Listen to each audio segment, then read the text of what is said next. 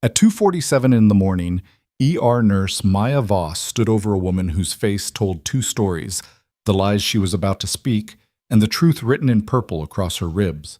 Maya had seen this before, too many times. But tonight, something inside her finally snapped, and the words that came out of her mouth in front of the entire emergency department would change everything. Because watching from the waiting room was a man who didn't believe in second chances, only in making sure there would never be a need for one. This is a story about the thin line between justice and vengeance, and what happens when good people stop waiting for the world to get better. If you want to see how far this story reaches, hit that like button and comment with your city so I can see where you're watching from. Now let's begin. The fluorescent lights in Brooklyn Methodist's emergency department had been flickering for 3 weeks. Maya Voss had submitted 4 maintenance requests. Nobody had come to fix them. She'd stopped noticing after the first week, the way you stop noticing the smell of disinfectant, or the constant beeping of monitors, or the small ways the hospital was falling apart around them. What she never stopped noticing were the women. The ones who came in at odd hours with odd explanations. The ones who flinched when you touched their shoulders. The ones whose injuries formed patterns. Always the ribs, always the upper arms, always places a long-sleeve shirt could hide. The ones who looked you dead in the eye and lied with the kind of conviction that came from practice. Maya had been an ER nurse for 9 years. She was 32 years old. She had seen things that would make most people quit, but she showed up every shift because somebody had to. Her dark hair was always pulled back in a bun that had gone messy hours ago. Her scrubs were the cheap navy blue kind that the hospital provided.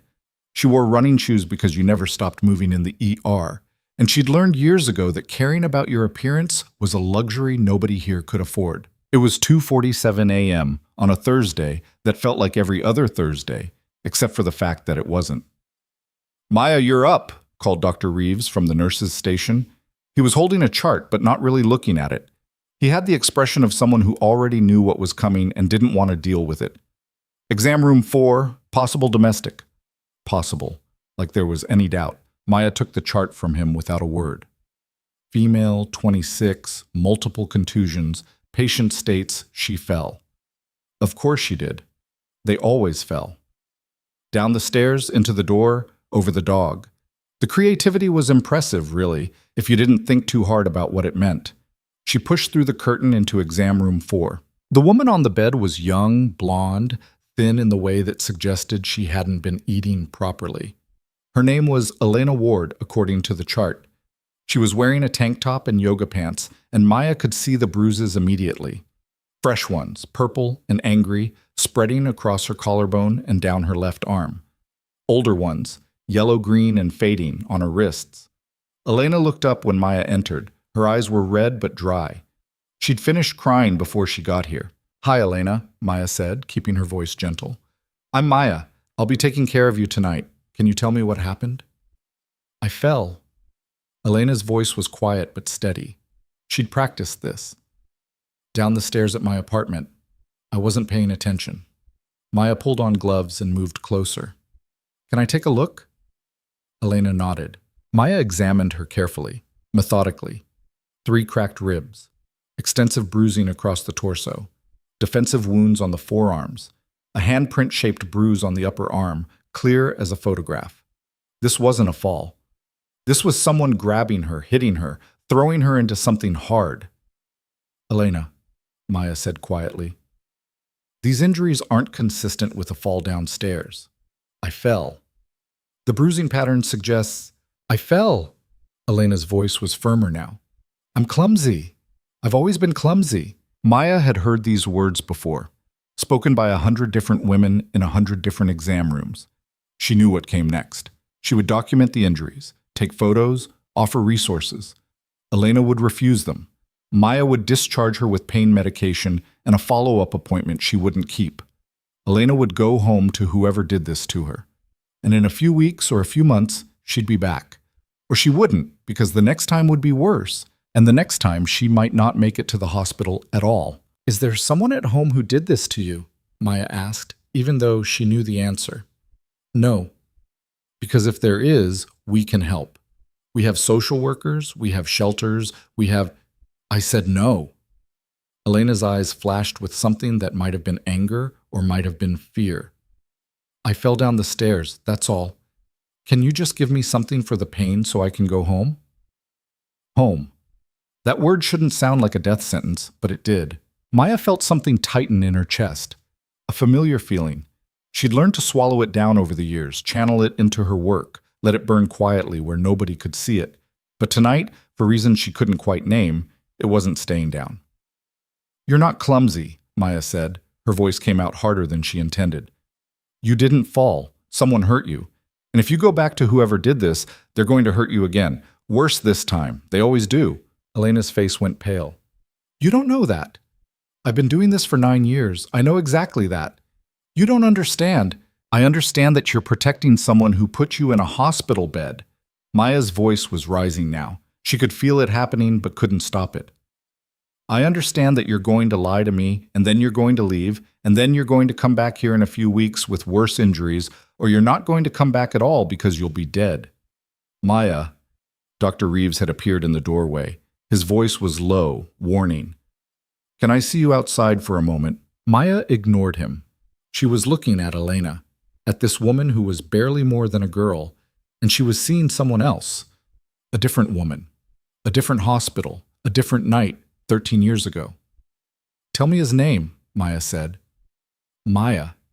Dr. Reeves again, sharper this time. Tell me who did this to you. Elena's lip was trembling now.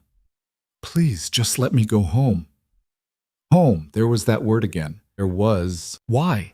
Maya demanded. The tightness in her chest had spread to her throat. Why would you go back to someone who treats you like this? Why would you protect him? You don't understand. You're right. I don't understand. Maya's voice cracked. I don't understand how you can sit there and lie to protect someone who's going to kill you. I don't understand how you can be this stupid. Maya! Dr. Reeves grabbed her arm. The curtain rustled. A security guard appeared. Then another nurse. They were staring at her. Elena was crying now, silent tears running down her face. Dr. Reeves was pulling Maya toward the door, and she let him because suddenly her legs didn't feel steady anymore. They ended up in the hallway. Dr. Reeves positioned himself between Maya and the exam room, his face tired and disappointed. What the hell was that? He asked. Maya opened her mouth, but no words came out. What could she say? That she'd lost her temper? That she'd violated every protocol they had? That she'd made it worse? The way she always made it worse when she let herself care too much? Go take a break, Dr. Reeves said. I'll finish with her. I'm fine. That wasn't a suggestion. Take a break. Cool off. We'll talk about this later. Maya wanted to argue, but the look on his face stopped her. She turned and walked away, past the nurse's station, past the waiting room, toward the break room at the end of the hall. Her hands were shaking. She shoved them into her pockets. She didn't make it to the break room. Halfway there, she passed the waiting room, and that's when she saw him. He was sitting in the far corner, away from the other patients. Most people in the ER waiting room looked anxious or in pain, or both. This man looked like he was waiting for a business meeting to start. He wore an expensive dark suit that fit too well to be off the rack. His black hair was styled back from his face. He was probably in his mid-30s, tall and broad-shouldered, with the kind of presence that made people instinctively give him space. He was looking at her, not the casual glance of someone people-watching. He was studying her with the kind of focus that made her skin prickle. Dark eyes, unreadable expression. She'd never seen him before. She was certain of that. You didn't forget a face like his. Maya looked away and kept walking. In the break room, she poured herself coffee that had been sitting on the burner for 6 hours and tasted like battery acid. Her hands were still shaking. She sat down at the small table and put her head in her hands. She'd screwed up, badly. She knew better than to let it get to her like that. She knew better than to yell at a patient, no matter how frustrating the situation was. Dr. Reeves would probably write her up. She might even get suspended, and Elena would go home to her abuser, and nothing Maya had said or done would change that. The thing nobody told you about being a nurse was how much of the job was watching people destroy themselves and not being allowed to stop them. How you could see the train coming and know exactly where it would end, but all you could do was stand on the platform and wave your arms uselessly. How the ones you couldn't save followed you home and lived in your head rent-free forever. Maya's phone buzzed. A text from Shanice, the night shift charge nurse. You good? She typed back, Yeah, just needed a minute. Reeves is pissed. I know. Elena just left. AMA. Against medical advice. Of course she did. Maya closed her eyes. She could see Elena's face, the way she'd looked when Maya called her stupid. The tears, the fear. Maya had wanted to help, and instead she'd made everything worse. Story of her life. She finished the terrible coffee and went back to work. The rest of the shift passed in the usual chaos. A car accident, 2 chest pains that turned out to be anxiety attacks, 1 actual heart attack, a kid who'd shoved a Lego up his nose, an elderly woman who'd fallen and broken her hip. Maya moved through it all on autopilot, doing her job, keeping her mouth shut. Dr. Reeves didn't say anything to her. That was almost worse than if he'd yelled. At 7 a.m., the day shift arrived. Maya gave her report, gathered her things, and walked out into the gray morning. The subway ride back to her apartment in Park Slope took 40 minutes. She lived alone in a studio that cost too much and had a radiator that clanked all night. She dropped her bag by the door, took a shower hot enough to hurt, and fell into bed. She didn't sleep. Instead, she stared at the ceiling and thought about Elena, about the man in the waiting room, about all the women she hadn't been able to save. Her mother's voice in her head, from 13 years ago. Stay out of it, Maya. It's not your problem. You can't fix everyone. Her mother had been wrong about a lot of things, but she'd been right about that. Maya's phone buzzed on the nightstand. She picked it up, expecting another text from Shanice. It was an unknown number. The message was short. The man who hurt Elena Ward won't hurt anyone again. Maya's blood went cold. She stared at the screen, reading the words over and over. It had to be a wrong number, a prank. Except nobody else knew about Elena except the hospital staff, and they wouldn't. A second message appeared. You care about these women.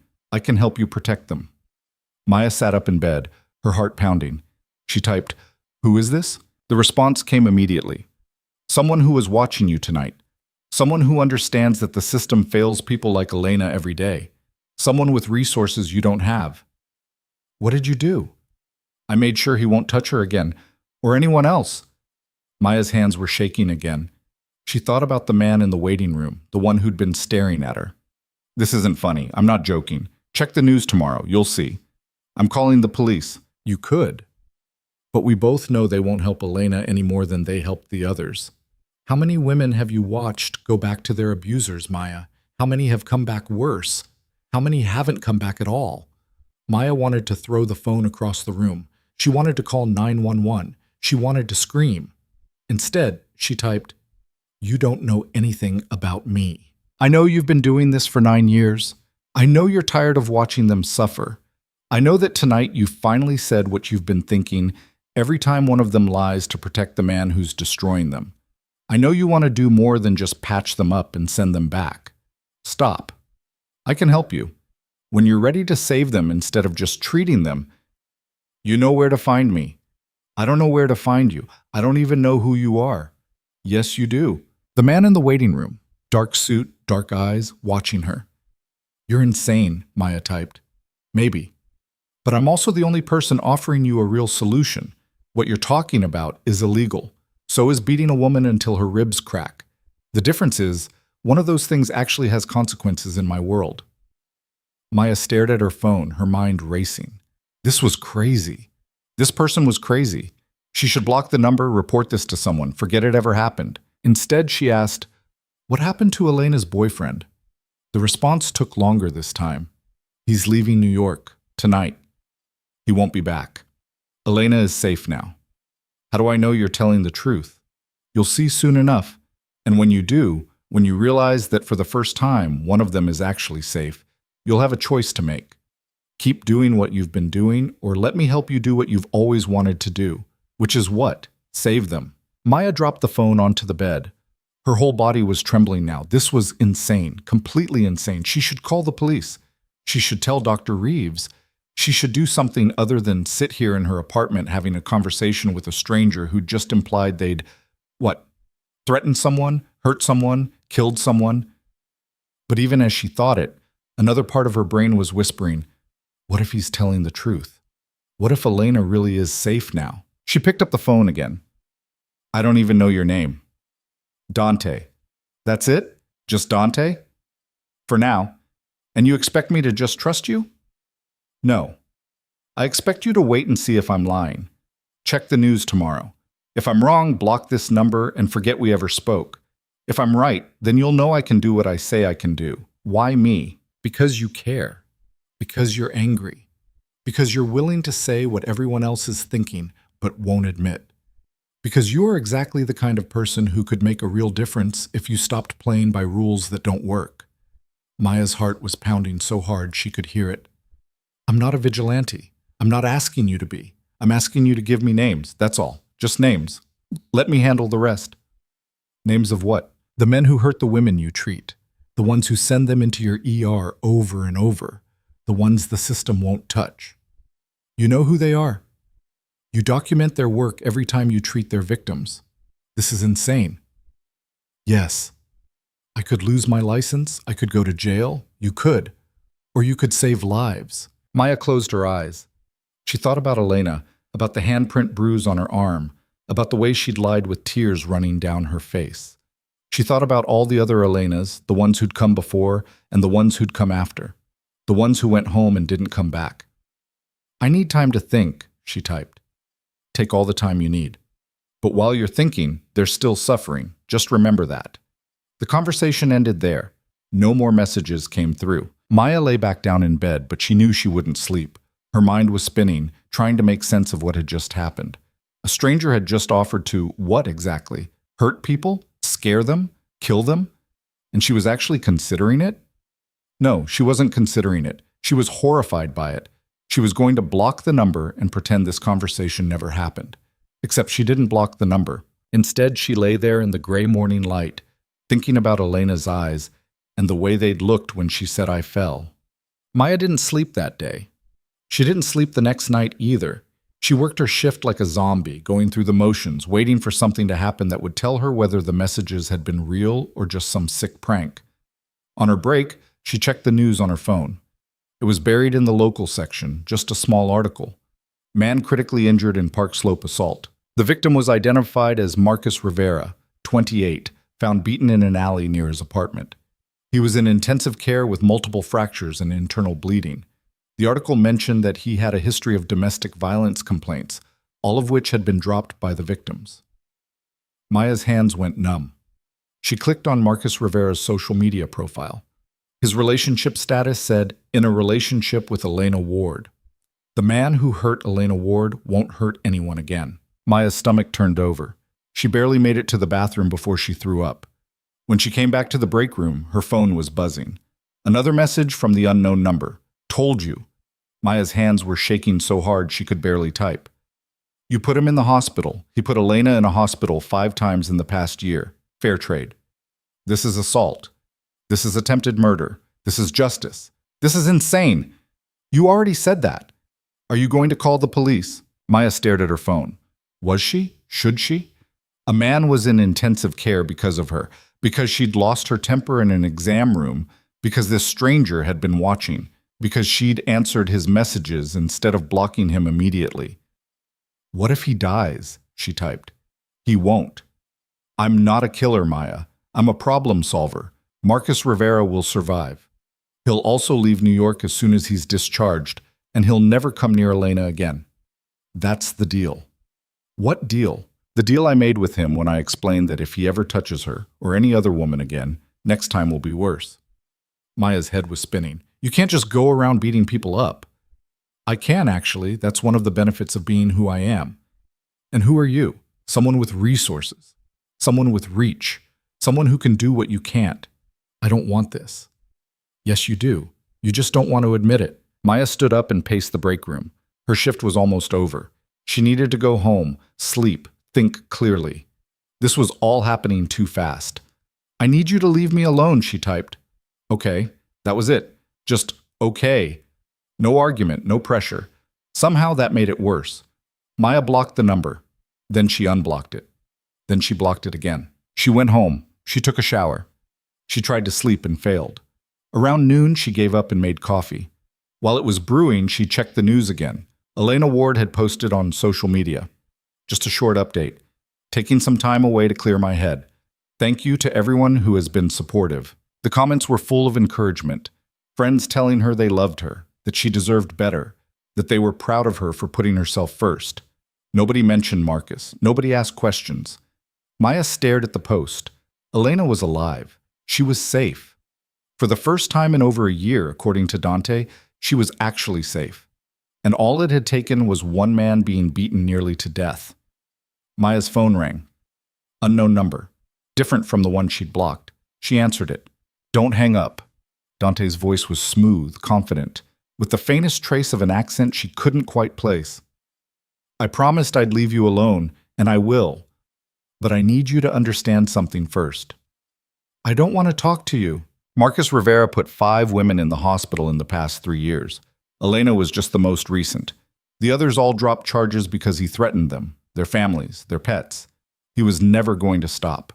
The police couldn't touch him because the victims were too scared to testify. So he kept hurting people, and the system kept failing them. That doesn't justify. I'm not asking for justification. I'm asking you to think about those 5 women.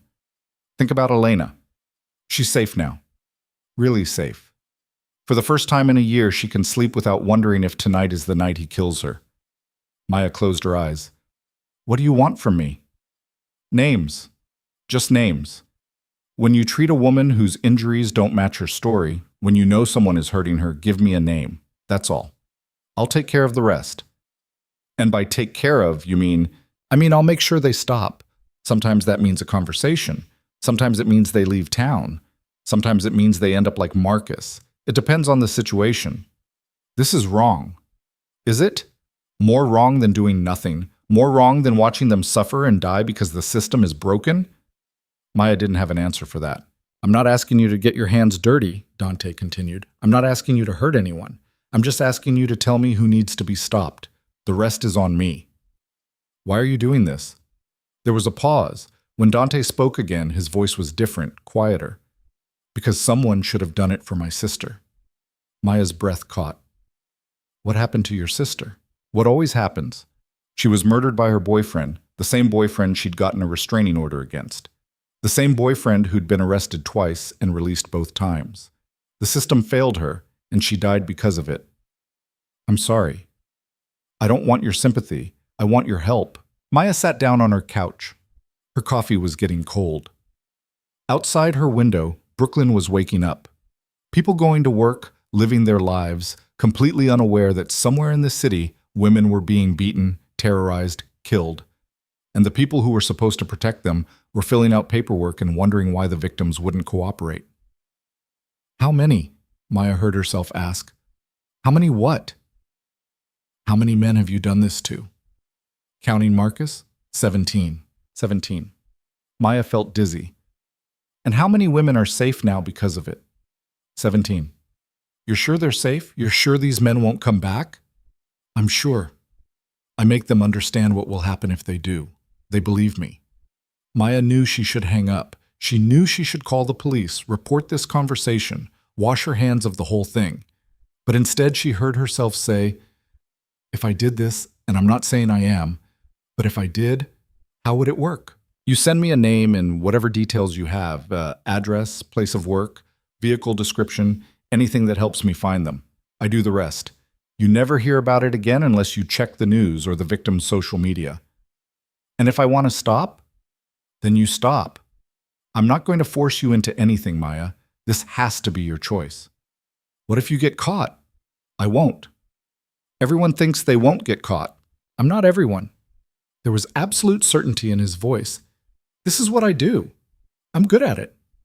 What are you exactly? Some kind of vigilante? Something like that.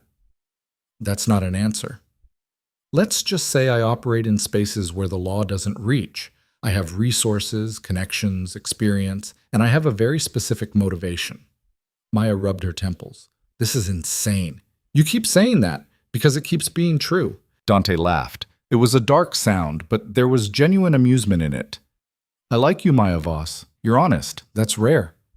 How do you even know my full name? I pay attention. That should have been creepy, but somehow it wasn't. Or maybe it was and Maya was too tired to care anymore.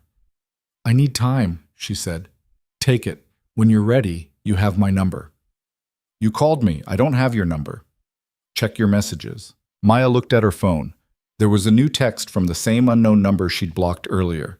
Just a string of digits and a single word. Ready. I haven't decided yet, Maya said. I know, but you will. The line went dead. Maya sat there on her couch for a long time, holding her cold coffee, staring at her phone. She thought about Elena, about Marcus Rivera in intensive care, about Dante's sister who'd died because the system failed her. She thought about the woman who'd come into the ER last month with cigarette burns on her arms. The one who'd come in with a dislocated shoulder and a story about falling off a ladder. The one who'd come in barely conscious from being choked. She thought about her own mother, who died when Maya was 19, officially from a stroke. Unofficially from 30 years of stress and fear and swallowing her words because speaking up meant making things worse. The system was broken. Maya had known that for years. But knowing it and doing something about it were two very different things. She picked up her phone and stared at Dante's number. Then she put it down without calling. Not yet. She wasn't ready yet. But someday, probably someday soon, there would be another woman in another exam room with another lie that fooled no one. And when that happened, Maya would have to make a choice. Keep playing by rules that didn't work, or break them, and live with what came after. The choice came 3 weeks later. Maya had almost convinced herself it wouldn't, that she'd deleted Dante's number, that the whole thing had been some fever dream brought on by exhaustion and too many years of watching people destroy themselves. She went to work, she came home, she lived her life. She didn't think about Marcus Rivera in his hospital bed, or Elena Ward's social media posts about starting fresh, or the 17 women Dante claimed were safe now. Except she did think about it, every single day. And then Amy Chen walked into the ER at 11:30 on a Saturday night, and the choice stopped being theoretical. Maya saw her coming from across the department, young, maybe 23, Asian, holding her left arm against her body in a way that screamed broken bone. She was dressed for a night out, heels and a short dress, but her makeup was smudged, and there was something in her eyes that Maya recognized immediately. I need to see someone, Amy said to the triage nurse.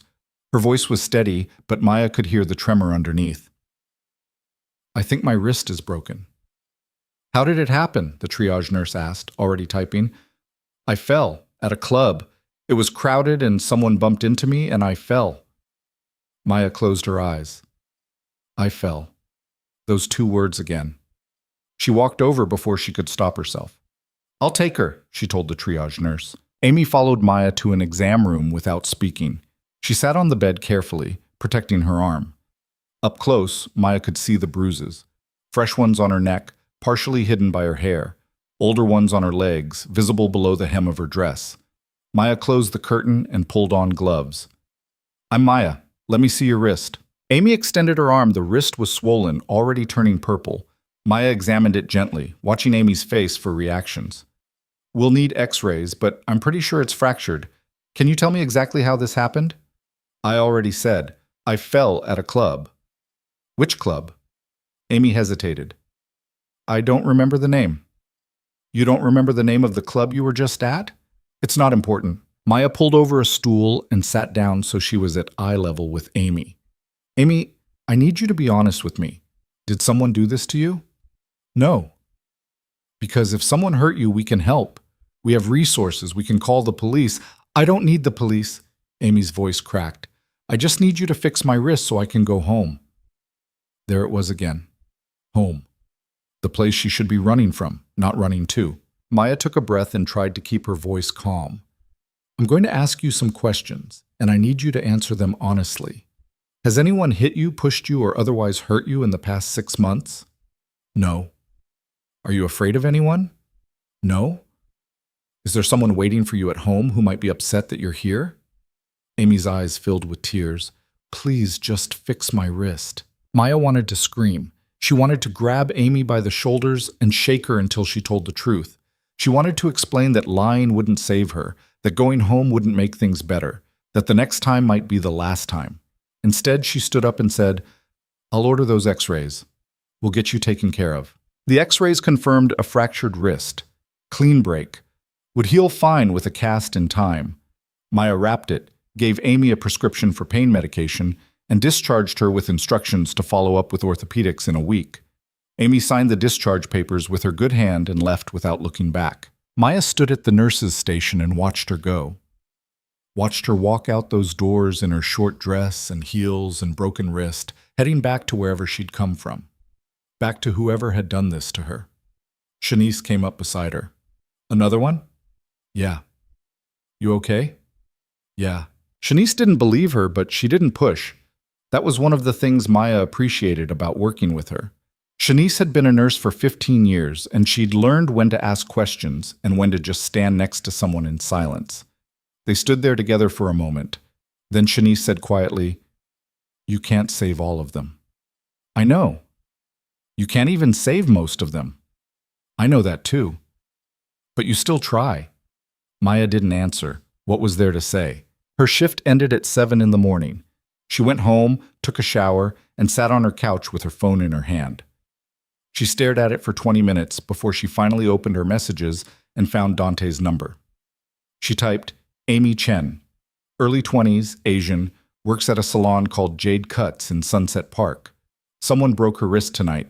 She wouldn't say who, but I'm guessing boyfriend or husband." She was terrified. She stared at the message for another 5 minutes. Her finger hovered over the send button. This was it. The line. Once she crossed it, there was no going back. She thought about Amy's eyes, about the way she'd said, "Please just fix my wrist," like that was all she deserved. Like being hurt was just something that happened to her. Like weather. Maya pressed send. The response came within seconds. "I'll handle it." That was all. No questions, no demands for more information. Just 3 words that meant someone was about to have a very bad day. Maya dropped her phone on the couch and put her head in her hands. She'd just done something irreversible. She'd just sent a man she'd never met to hurt someone else she'd never met, based on nothing but her suspicion and Amy Chen's frightened eyes. She waited for the guilt to hit her. The horror, the regret, the certainty that she'd made a terrible mistake. It didn't come. What came instead was a strange, cold sense of relief, like she'd been holding her breath for 9 years and finally exhaled. She slept for 4 hours and woke up to a text message. Done. He won't touch her again. Maya stared at the message. She wanted to ask what that meant, what Dante had done, whether anyone was dead or hospitalized or just scared. She wanted details, evidence, proof that this was real. She didn't ask. She didn't want to know. Instead, she got up and made coffee and tried to pretend that her hands weren't shaking. Over the next 2 months, Maya sent Dante 4 more names. Each time it got a little easier. A woman named Jessica, who came in with bruises shaped like fingers around her throat. A teenager named Keisha, whose boyfriend had given her a concussion. A woman in her 50s named Patricia, whose husband had broken her nose for the 3rd time in 2 years. A woman named Layla, who wouldn't stop apologizing, as if showing up to the hospital with cracked ribs was somehow her fault. Each time, Maya sent a name and whatever details she could gather. Each time, Dante responded with the same message, "I'll handle it." And each time, the women got better. Not immediately, not all at once, but they got better. Jessica started posting pictures on social media of herself smiling, actually smiling. Keisha's mother called the hospital to thank them for the care her daughter had received. Patricia came back for a follow-up appointment looking 10 years younger, like someone had removed a weight from her shoulders. Maya didn't ask questions. She didn't want to know what Dante did to make it happen. She just watched the women heal and told herself that the ends justified the means. Dr. Reeves noticed something was different. He pulled her aside one afternoon and said, "You seem better lately, less angry." Maya shrugged. "Maybe I'm just getting better at letting things go." "Good. That outburst with Elena Ward was concerning. I was worried about you." "I'm fine." "You sure? Because if you need to talk to someone, we have counseling services available." "I'm sure, really, I'm good." And the strange thing was, she meant it. For the first time in years, she felt like she was actually making a difference. Not just putting bandages on problems that would come right back, but actually solving them. The women she treated were safe now. Really safe. That had to count for something. She was halfway through her shift on a Wednesday night when her phone buzzed with a call from the same unknown number Dante had used before. She stepped into the medication room for privacy before answering. "We need to meet," Dante said without preamble. Maya's stomach tightened. "Why?" "Because it's time you understood who you're working with. And because I have a proposition for you." "I'm not interested in propositions." You'll want to hear this one. Tomorrow night, 9 o'clock. There's a restaurant in Red Hook called Sorrento's. Come alone. I don't think... Maya, we've been doing this for 2 months. You've sent me 5 names. You've trusted me with information that could destroy both our lives. Don't you think it's time we actually met face to face? He had a point. A stupid, dangerous point, but a point nonetheless. Fine, Maya said. Tomorrow night. But I'm not agreeing to anything beyond that. Understood? The line went dead. Maya stood in the medication room, her heart pounding. This was a mistake. She should cancel, block his number, pretend this conversation never happened. Meeting him in person made this real in a way that text messages didn't. But she didn't cancel. Because the truth was, she was curious. She wanted to know who this man was, what he looked like, why he was doing this. She wanted to put a face to the voice that had promised to save the women nobody else would save. The next night, she took the subway to Red Hook. Sorrento's turned out to be a small Italian restaurant tucked away on a side street. The kind of place that looked like it had been there for 50 years and would be there for 50 more. Maya pushed through the door and was immediately hit with the smell of garlic and tomato sauce. A hostess approached her. Can I help you? I'm meeting someone. Table for 2? Name? I don't... She's with me. The voice came from behind her. Maya turned around and there he was. The man from the hospital waiting room 2 months ago. Dark suit, dark eyes, that same intense presence that made people step back without realizing they were doing it. Dante. He was taller than she'd expected, maybe 6'2", with broad shoulders and the kind of build that suggested he spent time in a gym. His black hair was shorter than she remembered, styled but not fussy. He was clean-shaven, and up close she could see a thin scar running along his left jawline. He looked like someone who could hurt you badly if he wanted to, but also like someone who'd know exactly where to hit to make it quick. Maya, he said, and smiled. It was a surprisingly warm smile, nothing like what she'd expected. Thank you for coming. I almost didn't. But you did. Come on, our table's in the back. He led her through the restaurant to a private booth in the corner, the kind of spot where you could have a conversation without being overheard. As soon as they sat down, a waiter appeared with 2 glasses of red wine. I didn't order yet, Maya said. I did. You like Chianti? I don't know, I don't drink much. You might want to start. Dante took a sip of his wine. This conversation is going to be uncomfortable. Maya's hands went cold. Why? What happened? Nothing bad. Relax. Everyone you've sent me is fine. Better than fine, actually. That's why we're here. Then what's this about? Dante leaned back in the booth, studying her with those dark, unreadable eyes. Tell me something, Maya. Do you know what I do for a living? You hurt people who deserve it. That's one way to put it. But it's not my job. It's more of a passion project. My actual job is running a very successful import-export business. Maya raised an eyebrow. Import-export? That's what they all say. In my case, it's true. I import olive oil, wine, artisan goods from Italy. I export specialty foods to Europe. It's extremely legitimate and extremely profitable. So why the side business in vigilante justice? Because I can. Because I have the resources, the connections, and the motivation, and because someone needs to do it. He took another sip of wine. But that's not why we're here. We're here because I want to expand our operation. Our operation? Right now, you send me names as you encounter them. That's good, but it's reactive. We're only helping the women who make it to your ER, and only after they've already been hurt. I want to be proactive. I want to find these men before they put their victims in the hospital. Maya's mouth went dry. How would that even work? I have access to resources you don't. Court records, police reports, restraining orders. I can identify men who are likely to escalate, who have histories of violence, who are ticking time bombs. But I need help on the ground. Someone who understands the medical side, who can identify victims, who can reach out to women who might be in danger before it's too late.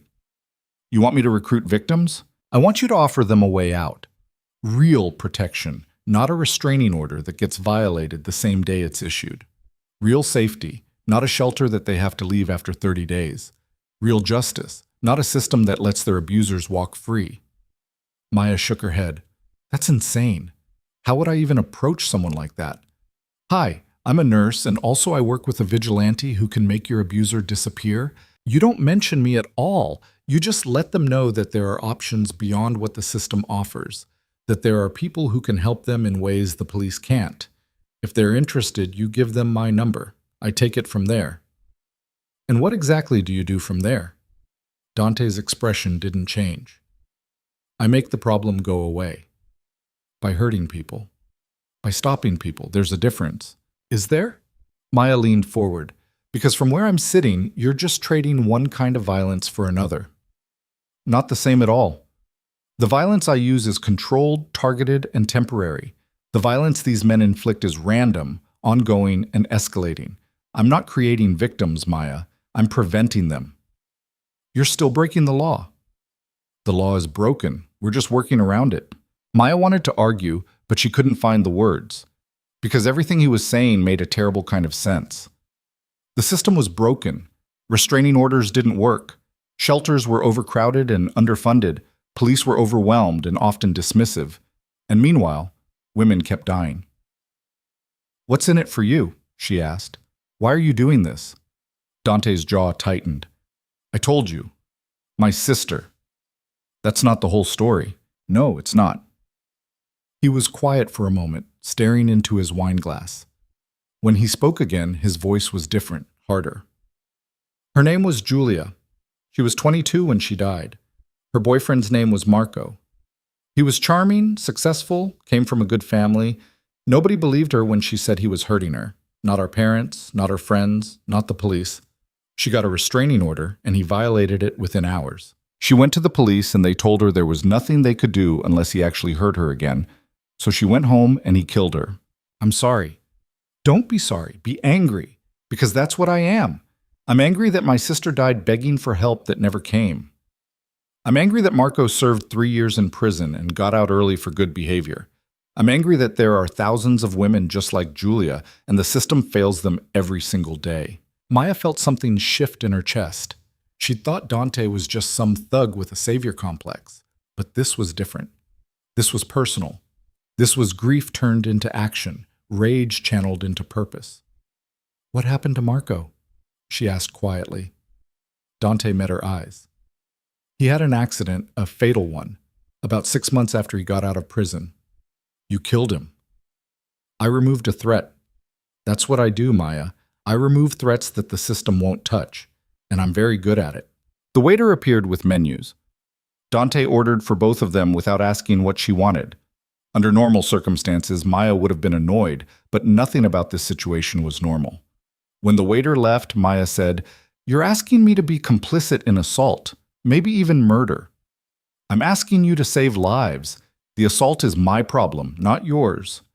If I give you names, it's my problem too. Legally, maybe. Morally, I don't think so. You're not hurting anyone. You're just providing information. What I do with that information is on me. Maya rubbed her temples. This is insane. You keep saying that because it keeps being true.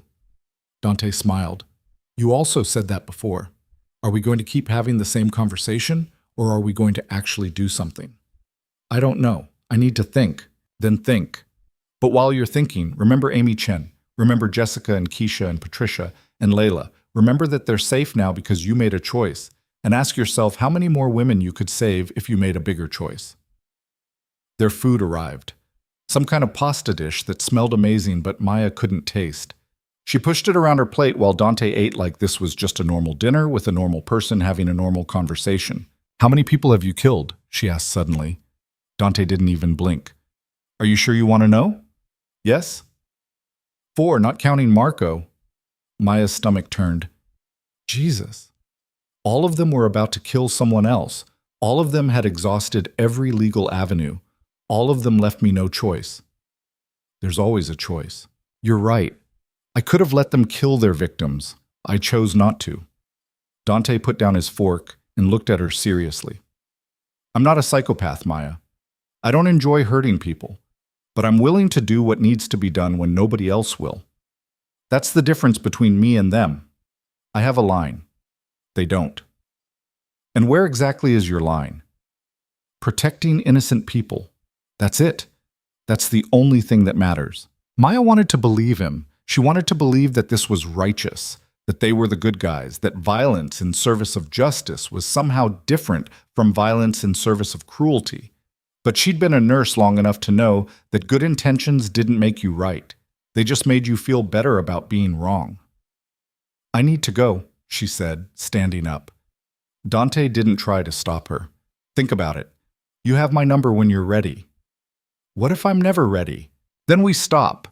I'm not going to force you into anything. This only works if you choose it." Maya walked out of the restaurant without looking back. She took the subway home in a daze, her mind spinning. When she got to her apartment, she poured herself a glass of water and stood at the window, staring out at Brooklyn. 4 dead. Plus 17 hurt badly enough to never come back.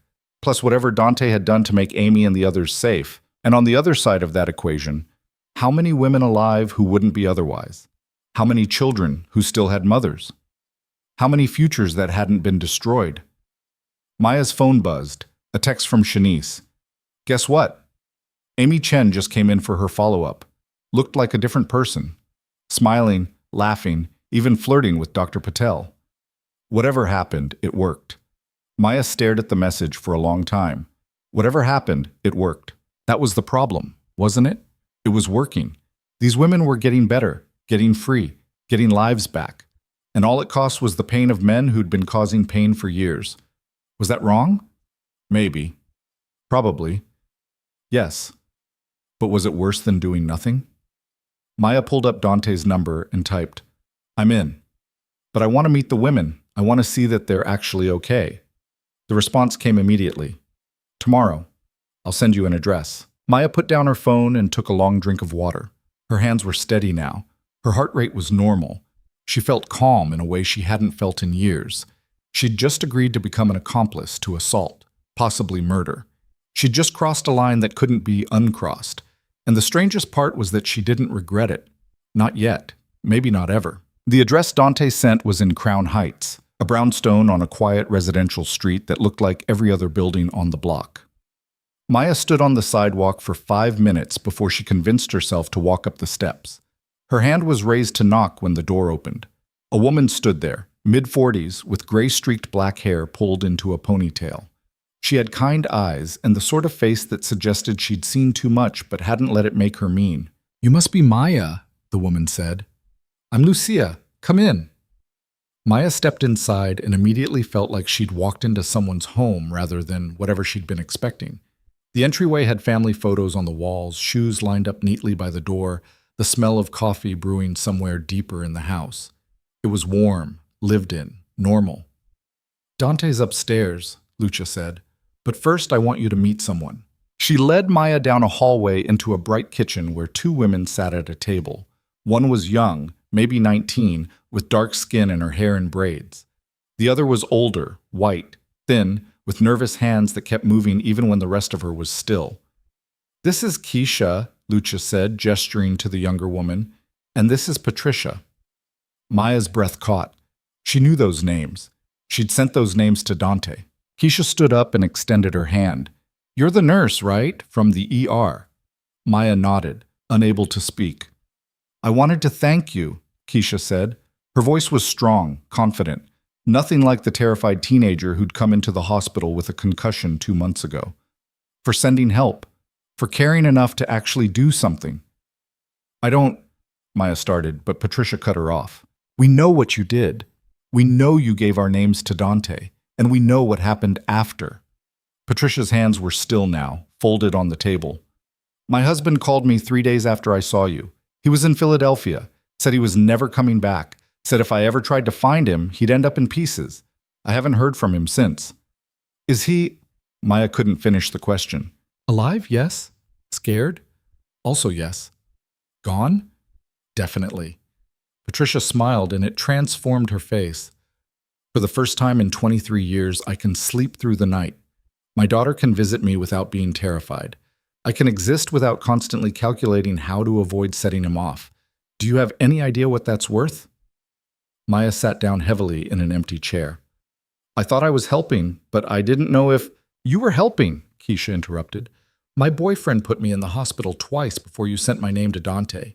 He He would have done it again, probably worse. But 3 weeks ago, he got into a car accident, broke both his legs, shattered his collarbone. He's going to be fine physically, but he's also moving back to Georgia to live with his mother. Funny how these things work out. Maya looked between the two women. An accident? That's what the police report said. Keisha's expression was carefully neutral. Whether it was actually an accident or just looked like one, I don't really care. He's gone. I'm safe. That's all that matters. The door opened and Dante walked in, carrying a bag of groceries. He looked different in jeans and a sweater, less intimidating, almost normal. I see you've met some of our success stories, he said to Maya. Success stories, Maya repeated. Is that what we're calling this? What would you call it? Maya didn't have an answer. Lucia took the groceries from Dante and started unpacking them. There are 6 women staying here right now, she said. Some are just passing through, getting their bearings before they move on to something permanent. Others need more time. We provide housing, food, counseling, legal assistance, job training, whatever they need to build a new life. How many places like this do you have, Maya asked. 4 in Brooklyn, Dante said. 2 in Queens, 1 in the Bronx. All of them look like regular houses because they are regular houses. Nobody knows what they're for except the people who need them. Patricia stood up. I should get going. My shift starts in an hour. Where are you working? Maya asked. Bakery in Park Slope. It's not much, but it's mine. Nobody yells at me. Nobody tells me I'm worthless. Nobody breaks my things because dinner wasn't ready on time. She pulled on a jacket. I'm 47 years old, and I'm just now learning what it feels like to not be afraid. That's because of you, both of you. She left through the back door. Keisha followed a few minutes later, heading to a class at community college. Suddenly, it was just Maya, Dante, and Lucia in the kitchen. Lucia poured coffee without asking if anyone wanted it. You're wondering if this is real, she said to Maya, if we're actually helping these women or just using them to justify violence. The thought crossed my mind. Good. You should wonder. You should question everything we do.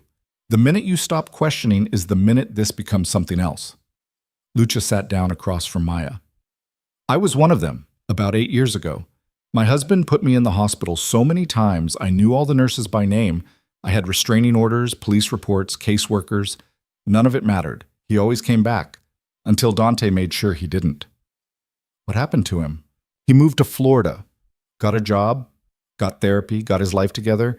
He sends me money every month, not because he has to, but because he's genuinely sorry for what he did. Turns out some people can change when they're properly motivated. Maya's coffee was getting cold. She wrapped her hands around the mug anyway. And the ones who can't change? They have accidents, Lucia said calmly, or they disappear, or they end up in prison for something unrelated that Dante happened to know about. It varies. You're talking about murder. I'm talking about survival, their victims' survival. Lucia's voice was hard now. You want to judge us? Fine. But first, tell me what you would have done differently. Tell me how you would have saved these women using the broken system we have. Tell me which law or policy or program would have stopped my husband from beating me unconscious in my own kitchen. Maya couldn't answer that. That's what I thought. Lucia stood up. I have to go pick up some donations. Dante will show you the rest. She left Maya and Dante alone in the kitchen. The silence stretched out between them, thick and uncomfortable. You're angry, Dante said finally. I'm confused. I thought I knew what this was. Some kind of vigilante justice thing. But this is bigger than that. A lot bigger. We've helped 43 women in the past year. 43 women who were going to die or wish they were dead. They're all alive now, all safe, all building new lives. That's not nothing, Maya. And how many people did you hurt to make that happen? Dante's expression didn't change. Does it matter?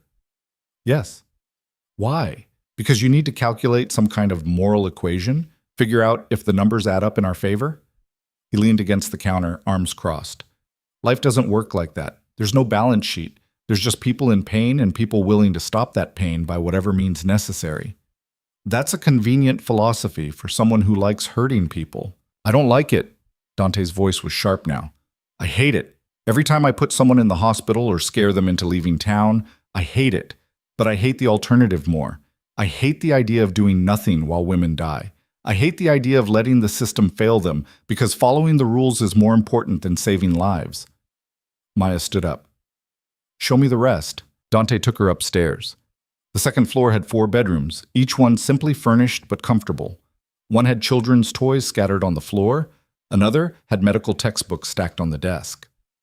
"We're not just giving them a place to hide," Dante said. "We're giving them futures, education, job training, therapy, legal help with custody battles and divorces, whatever they need to actually leave, not just escape for a few weeks before being forced back." The third floor had been converted into a common area. Comfortable couches, a TV, bookshelves full of donated books. A woman sat on one of the couches reading. She looked up when they entered, and Maya recognized her immediately. Elena Ward. She looked completely different from the terrified woman Maya had yelled at in the ER 6 months ago. Her face had filled out, the haunted look was gone from her eyes. She wore jeans and a college sweatshirt, her blonde hair pulled back in a messy bun. "Maya," Elena said, standing up, "I was hoping I'd get to see you again." "Elena, I'm so sorry about what I said that night. I was out of line." "You were right." Elena crossed the room and hugged her, quick and fierce. "Everything you said was right. I was being stupid. I was protecting someone who was going to kill me. I just couldn't see it until someone made me see it." "Where's Marcus?" "California, last I heard. Dante made it very clear what would happen if he ever came back to New York." Elena smiled, and it was genuine.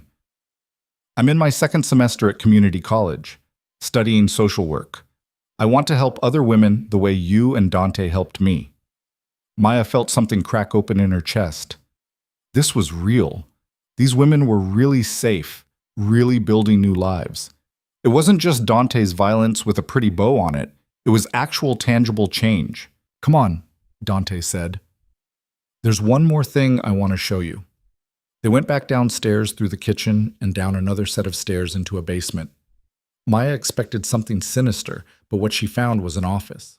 Computers, filing cabinets, a large corkboard covered in photos and notes. "This is where we track them," Dante said. "The men. Court records, police reports, hospital visits. We identify patterns, escalations, men who are likely to kill if nobody stops them." Maya walked closer to the corkboard. Dozens of faces stared back at her, connected by red string to photos of women. Some of the men's photos had red X's over them. Others had dates written beneath them. "The X's?" she asked. "Handled. Either they're gone, incarcerated, or sufficiently scared to change their behavior." "And the dates?" "When we expect them to escalate based on the pattern, we try to intervene before that happens." Maya's eye caught on one photo in particular.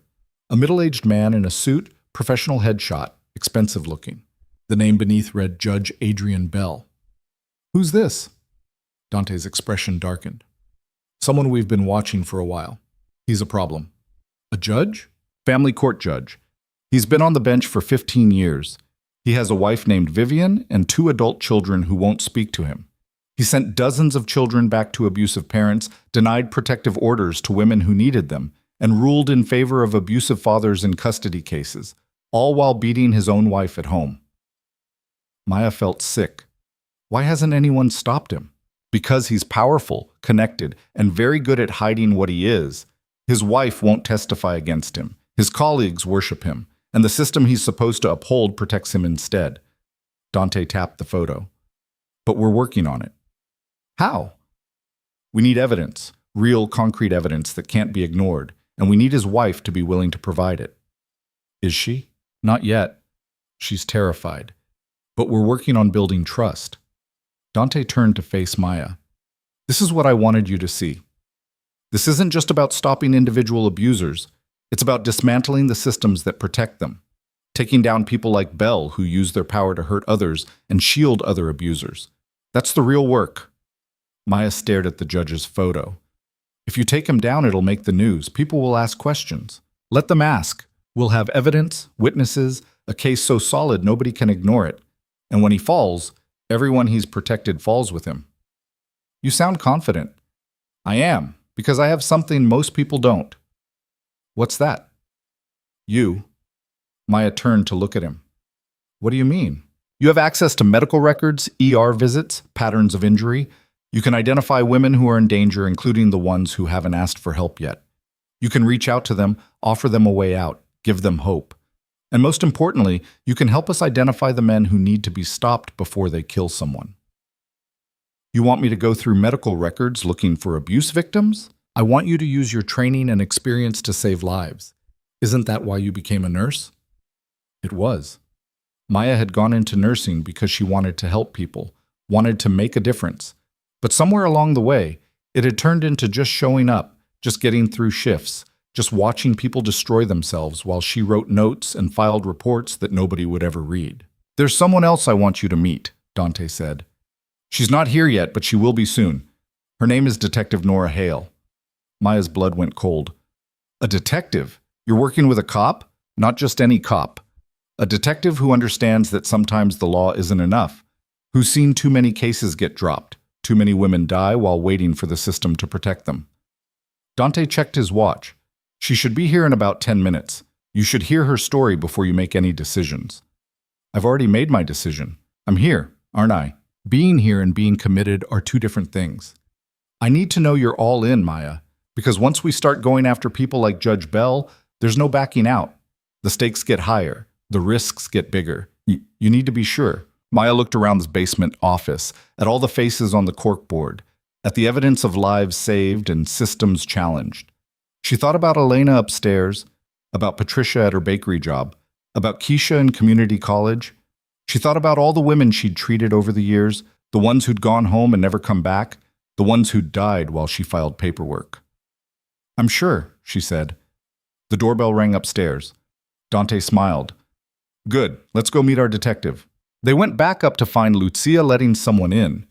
The woman who entered was tall, black, probably in her late 30s, with her hair cut short and professional.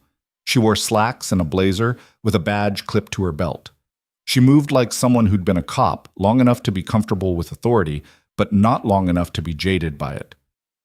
Nora, Dante said. This is Maya Voss, the nurse I told you about. Nora extended her hand. Detective Nora Hale, Brooklyn SVU. Before you panic, I'm not here in an official capacity. Maya shook her hand cautiously. Then why are you here? Because I'm tired of arresting men for assault only to watch them get released the same day. I'm tired of taking statements from terrified women who recant them 24 hours later. I'm tired of investigating murders that could have been prevented if anyone had actually done their job. Nora's grip was firm, her gaze direct. Dante told me what you've been doing. I want to help. Help how? You're a cop. A cop with access to databases, case files, and ongoing investigations. A cop who knows which men are about to escalate and which women are about to die. A cop who's willing to look the other way when those men suddenly decide to leave town or have unfortunate accidents. Maya pulled her hand back. This is insane. You could lose your job. You could go to prison. I could also save lives. Nora sat down on the couch like she owned the place. 7 years ago, I responded to a domestic violence call. Woman named Sarah Chen, beaten so badly I couldn't recognize her face. Her husband was sitting in the kitchen, calm as anything, drinking a beer. We arrested him. She pressed charges. He made bail in 6 hours. She dropped the charges 2 days later. 3 months after that, I responded to another call at the same address. Sarah Chen was dead. Her husband claimed self-defense. He served 18 months. The room was silent. I became a cop to help people, Nora continued. But the system doesn't help people. It processes them.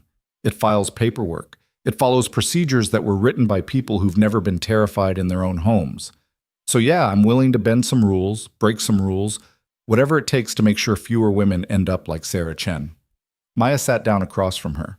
What exactly are you proposing? I give you and Dante names of women I think are in immediate danger. You reach out to them through the hospital, offer them help. Dante handles the men. I make sure the investigations go nowhere or lead to evidence that puts them away legally. We become a network, medical, criminal justice, and enforcement working together. And when someone figures out what we're doing, they won't. We're careful, we're smart, and we're helping people the system has abandoned. That makes us harder to catch than you'd think. Dante leaned against the wall, watching them both. Nora's already been feeding me information for 6 months. She's the reason we found half the men on that board downstairs. She's also the reason several of them are currently serving time for crimes they actually committed but would have gotten away with without her help. You're planting evidence? Maya asked. I'm making sure evidence doesn't get lost, Nora corrected. There's a difference. If a man beats his wife and I make sure the photos of her injuries don't mysteriously disappear from the case file, that's not planting evidence. That's doing my job properly. Maya rubbed her temples. This was getting bigger, more complicated, more dangerous.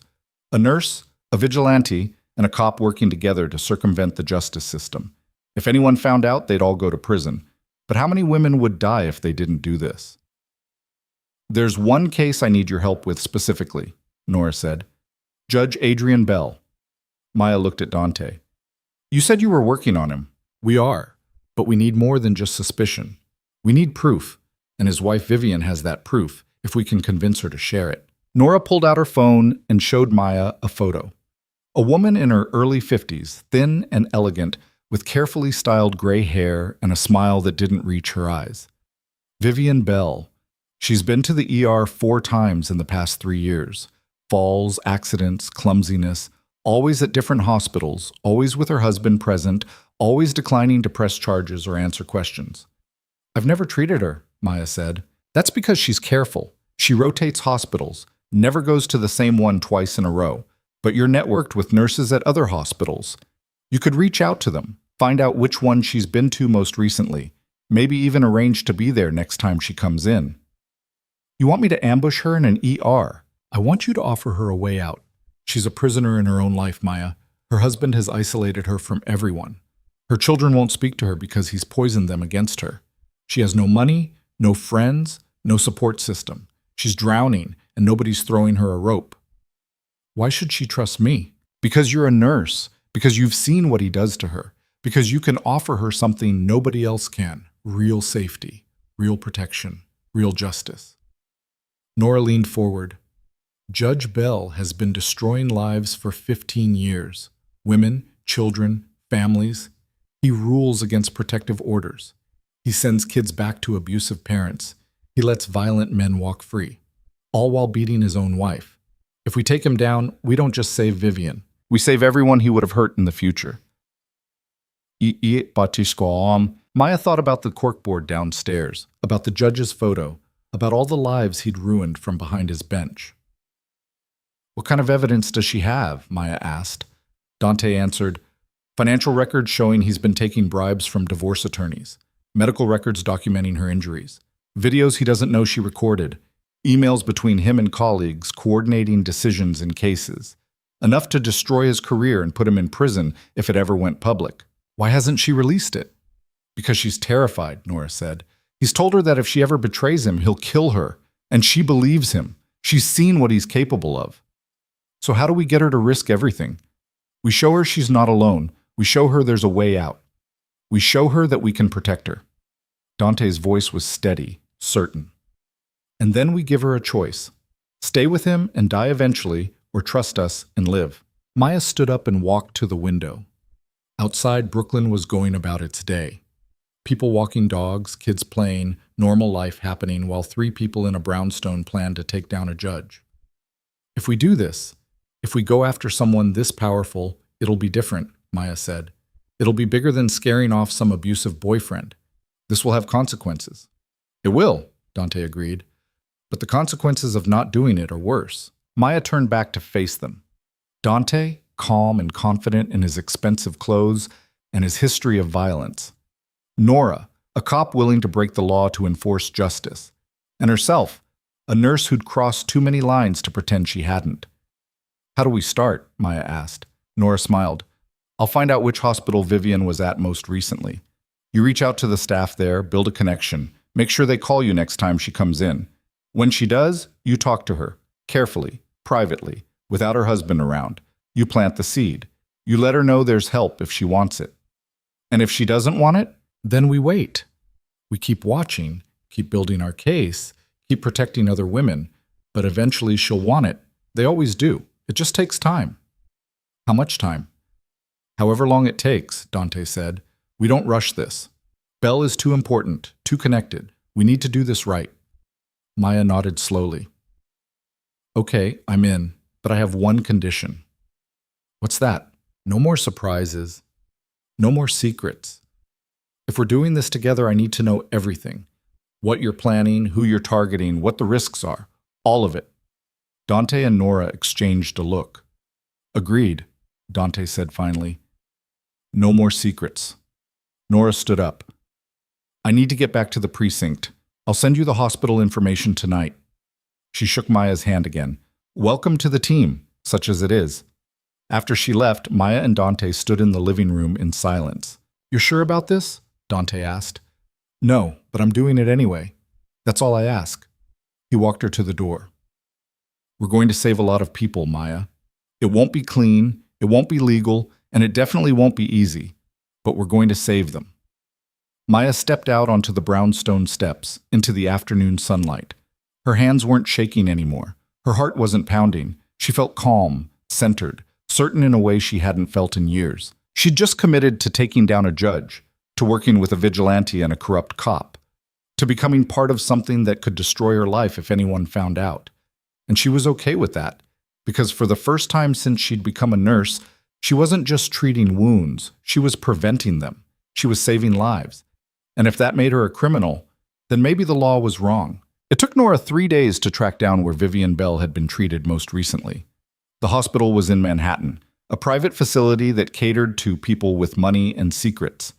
Maya called the charge nurse there and invented a story about doing research on domestic violence protocols, asked if she could shadow their ER staff for a few shifts to see how different hospitals handled sensitive cases. The charge nurse, a woman named Caroline, sounded tired when she said yes. We don't get many volunteers wanting to learn about this stuff. Most people would rather pretend it doesn't happen in neighborhoods like ours. Maya spent 2 shifts at Manhattan Presbyterian watching wealthy women come in with injuries that didn't match their stories. A socialite with a black eye from walking into a cabinet. A lawyer's wife with a broken finger from slamming it in a car door. A professor with bruised ribs from falling off her bike. All of them had the same hollow look in their eyes, the same practiced lies, the same fear underneath the expensive clothes and perfect makeup. On her 3rd shift, Vivian Bell walked through the doors. She was smaller in person than in her photos, almost fragile looking, wearing a cream-colored sweater and slacks that probably cost more than Maya's rent. Her left wrist was wrapped in a scarf that didn't quite hide the swelling. Caroline saw her and sighed. Mrs. Bell, back again? I'm so sorry to bother you, Vivian said in a voice like cut glass, refined and careful. I was arranging flowers and the vase slipped. I think I might have sprained my wrist. Of course, let me get you checked in. Maya watched from the nurse's station as Caroline took Vivian back to an exam room. The judge wasn't with her this time. That was unusual, according to Nora's notes. He usually accompanied his wife to every medical visit, controlled every conversation, answered questions before she could. Maya waited 15 minutes, then walked to the exam room and knocked. Come in, Vivian called. Maya pushed through the curtain. Vivian was sitting on the bed, her scarf removed now, revealing a wrist that was definitely not injured by a falling vase. The bruising was in the shape of fingers, someone grabbing and twisting hard enough to damage tissue. Hi, I'm Maya. I'm shadowing here today learning about ER protocols. Is it okay if I sit in while Caroline examines you? Vivian's smile was automatic, practiced. Of course. Caroline came in a moment later with the X-ray requisition.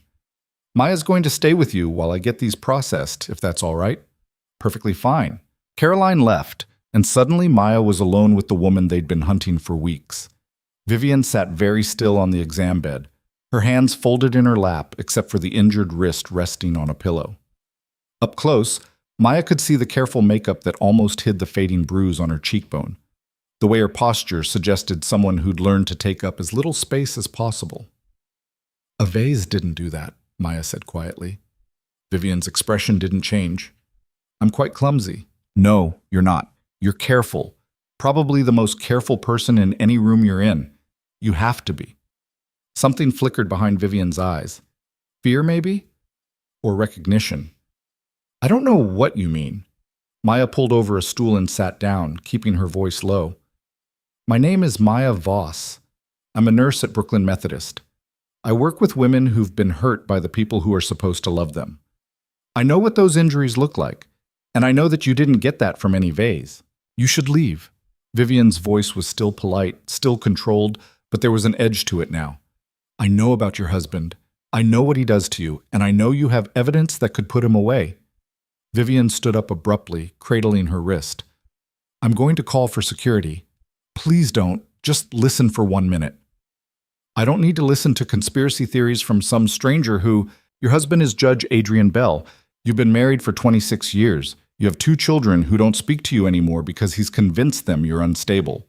You've been to the emergency room 9 times in the past 5 years at 6 different hospitals. You rotate them so nobody sees the pattern. But I see it. And I can help you. Vivian's face had gone pale. She sat back down slowly, like her legs wouldn't hold her anymore. Who sent you? People who want to help. People who understand that the system failed you. People with resources to protect you if you decide to leave. I can't leave. You don't understand. I understand more than you think. I understand that you're terrified. I understand that he's isolated you from everyone who might help you. I understand that you think there's no way out. Maya leaned forward. But there is. We can protect you. We can make sure he never touches you again. We can give you your life back. Vivian's hands were shaking now. He'll kill me. If I try to leave, if I say anything, he'll kill me. He's told me exactly how he'll do it. He has friends, connections, people who owe him favors. I wouldn't make it a week. Not if you're somewhere he can't find you. Not if you have people protecting you who are just as connected as he is. Nobody is as connected as Adrian. You'd be surprised. Maya pulled out her phone and showed Vivian a photo of the brownstone in Crown Heights. This is a safe house. There are 6 others like it across the city. Women stay there while they rebuild their lives. Security, therapy, legal help, job training, everything you need to start over. Vivian stared at the photo. I don't have any money. He controls everything, every account, every credit card, every asset. I couldn't even buy a bus ticket without him knowing. We don't need your money. We just need you. Why? Why would strangers risk everything to help me? Because your husband isn't just hurting you. He's hurting hundreds of people from that bench. He denies protective orders to women who need them. He sends children back to homes where they're being abused. He lets violent men walk free. He's corrupted the entire family court system in Brooklyn. If we take him down, we save everyone he would have hurt in the future. Vivian's laugh was bitter. You can't take him down. People have tried. Nothing sticks. He's untouchable. Not if we have evidence. Real evidence. The kind he doesn't know exists. Vivian's eyes went wide. She understood what Maya was asking. I can't. Even if I wanted to, I can't. He has security systems everywhere, cameras, alarms. I can't access his office without him knowing. I can't take anything without him noticing. It's impossible. Is it in the house? The evidence? I didn't say there was evidence. You didn't have to. You're still alive, which means he thinks you're harmless. But you're not harmless. You're documenting everything, keeping records, building a case for the day you're brave enough to use it. You've been doing it for years. Vivian's composure finally cracked. Tears spilled down her cheeks, ruining her careful makeup. You don't know what you're asking. You don't know what he is. Then tell me. Vivian wiped her eyes with her good hand, smearing mascara. He's a monster. Not the kind that loses control or acts out of rage. The calculated kind. The kind who plans everything, who knows exactly how much damage to do without leaving marks that last. The kind who destroys you so slowly you don't even realize it's happening until you're nothing. How long has he been doing this to you? Since our wedding night. 26 years of walking on eggshells, of measuring every word, of trying to be perfect enough that maybe he'd stop. But he never stopped. He just got better at hiding it. Maya's chest ached. 26 years. More than half of Vivian's life spent in fear. Where's the evidence? In his home office. He has a safe behind a painting, financial records, videos, emails. Everything you'd need to destroy him professionally and put him in prison personally. He doesn't know I have the combination. He changed it 6 months ago, and I watched him enter it through a reflection in the window. Can you get it? Not without him knowing. He tracks my movements in the house. Motion sensors, cameras. If I go into his office when he's not there, he gets an alert on his phone. What if he was distracted? What if something required his immediate attention somewhere else? Vivian shook her head. He doesn't get distracted. He's too controlled for that. Everyone gets distracted if the crisis is big enough. Maya put her phone away. I'm going to give you a number. When you're ready, when you can't take it anymore, call it. We'll create a situation that requires the judge's immediate presence somewhere across town. While he's gone, You get the evidence, and we extract you. By the time he realizes what's happened, you'll be somewhere safe, and the evidence will be in the hands of people who can actually use it. Federal authorities won't touch him. He has friends in the FBI, the Attorney General's office. We're not talking about his friends. We're talking about his enemies. Every powerful man has them. People he's crossed, people who'd love to see him fall. We just need to give them the ammunition. Caroline pushed through the curtain with the X-ray films. Good news, Mrs. Bell. No fracture, just a bad sprain. We'll wrap it, and you'll be good to go. Maya stood up. I'll leave you to it. Mrs. Bell, it was nice meeting you. Vivian met her eyes. There was something different there now. Not hope exactly, but maybe the possibility of hope. You too. Maya left the exam room and went back to the nurse's station. Her hands were steady, but her heart was racing. She'd done it. She'd made contact, planted the seed. Now they just had to wait and see if Vivian was desperate enough to water it. She finished her shift and took the subway back to Brooklyn. Dante was waiting for her at a coffee shop near the hospital, looking out a place in his expensive suit among the medical students and exhausted residents. How'd it go? He asked when she sat down. She's interested, terrified, but interested. The evidence is in a safe in his home office. She can't access it without triggering security alerts. So we create a distraction. That's what I told her, but it has to be big enough to get him across town immediately. Something he can't ignore or delegate. Dante sipped his espresso. What if one of his colleagues was arrested? Someone he's close to, someone whose downfall would threaten him directly. You have someone in mind? Judge Richard Moss. He and Bell have been friends for 20 years. They golf together, vacation together, cover for each other. Moss is also taking bribes, but he's sloppy about it. Noor's been building a case against him for months. If we move now, if we arrest him publicly and make it clear he's about to flip on his co-conspirators, Bell will panic. He'll rush to contain the damage, probably meet with attorneys or other judges to coordinate their defense. That gives us a window. How long? 2 hours? Maybe 3? Enough time for Vivian to get into the safe, photograph everything, and get out. Maya shook her head. She can't just walk out with her arms full of evidence. Where would she even go? He'll track her phone, her car, her credit cards. We'll have someone pick her up. One of my people, someone he won't recognize. They'll bring her to a safe house and sit on the evidence until we're ready to release it. And when do we release it?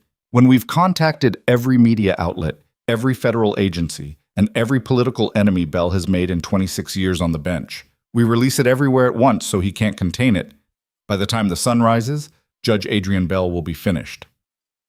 Maya felt a chill run down her spine.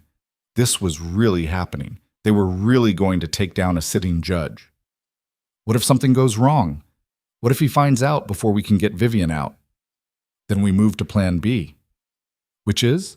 We extract Vivian by force and worry about the evidence later. Her life is more important than his downfall. Maya wanted to believe that. She wanted to believe that they'd prioritize saving Vivian over destroying Bell. But she'd seen the look in Dante's eyes when he talked about his sister, about the men who hurt women and got away with it.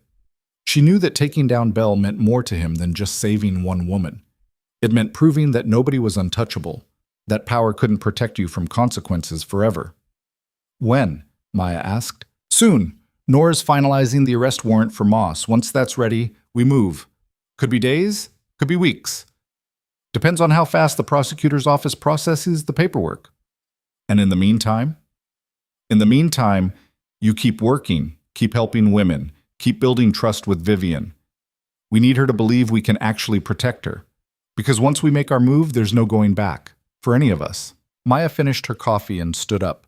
I should get home. I have another shift tomorrow. Dante walked her to the subway entrance. You did good today.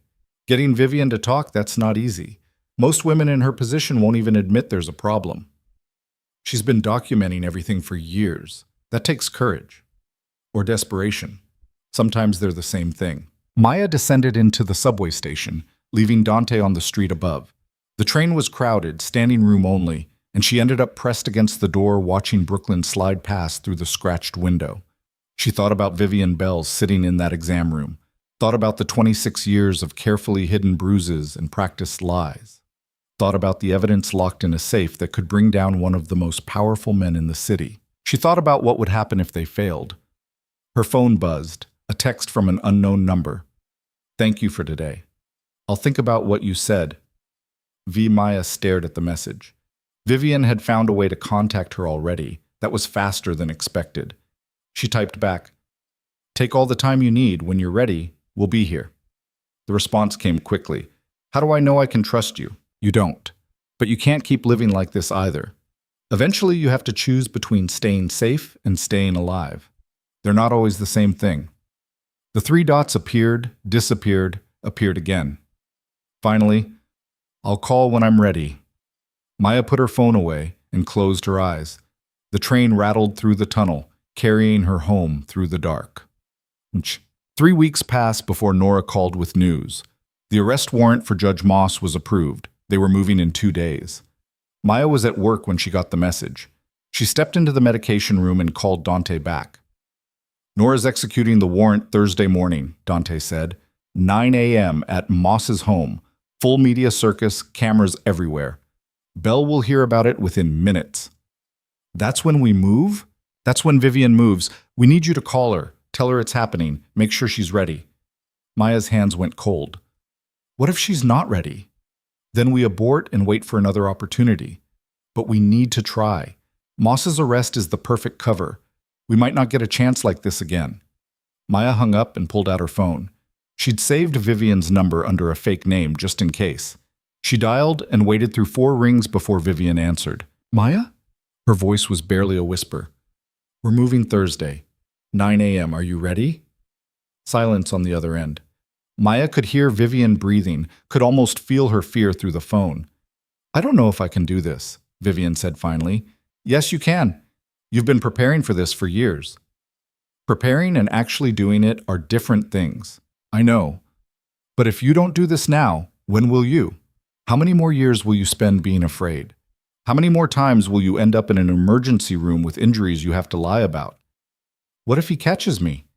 He won't. We've planned for everything. The moment you have the evidence, we extract you. You'll never have to see him again. He'll come after me, after you, after everyone involved. Let him try. We're not afraid of him. Vivian laughed, a sound with no humor in it. You should be. You have no idea what he's capable of. Then show us. Give us the evidence and let us destroy him before he can hurt anyone else. Another long silence. Maya waited, letting Vivian work through it. She knew better than to push too hard.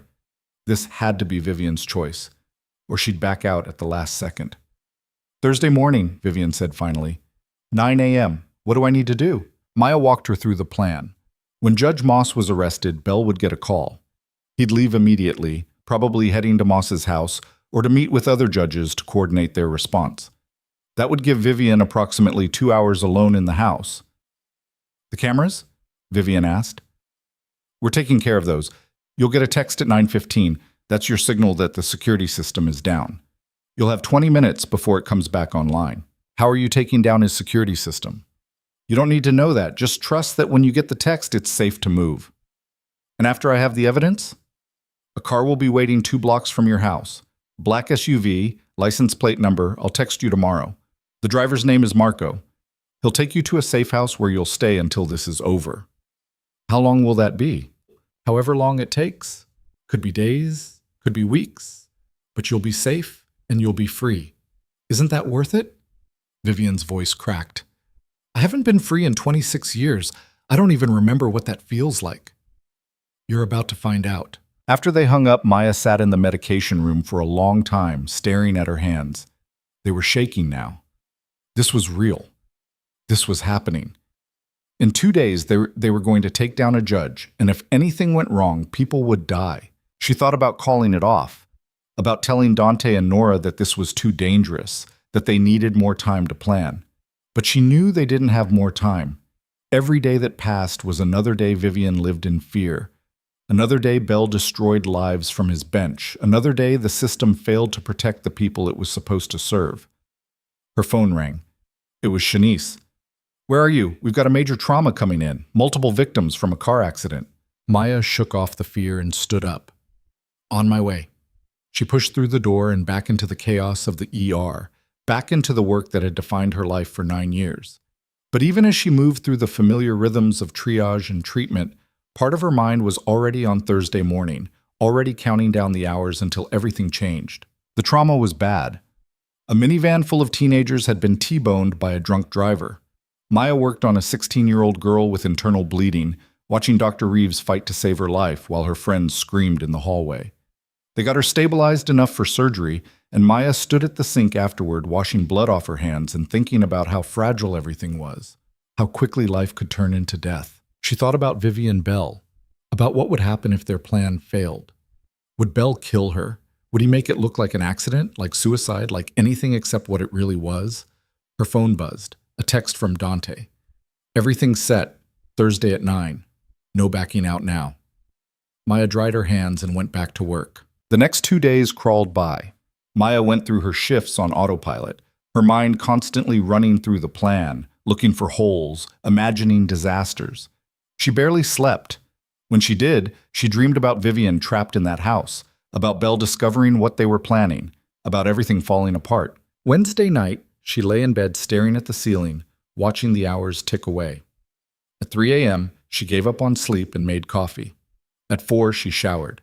At 5, she sat on her couch and watched the sky lighten outside her window. Her phone rang at 6. It was Nora. You awake?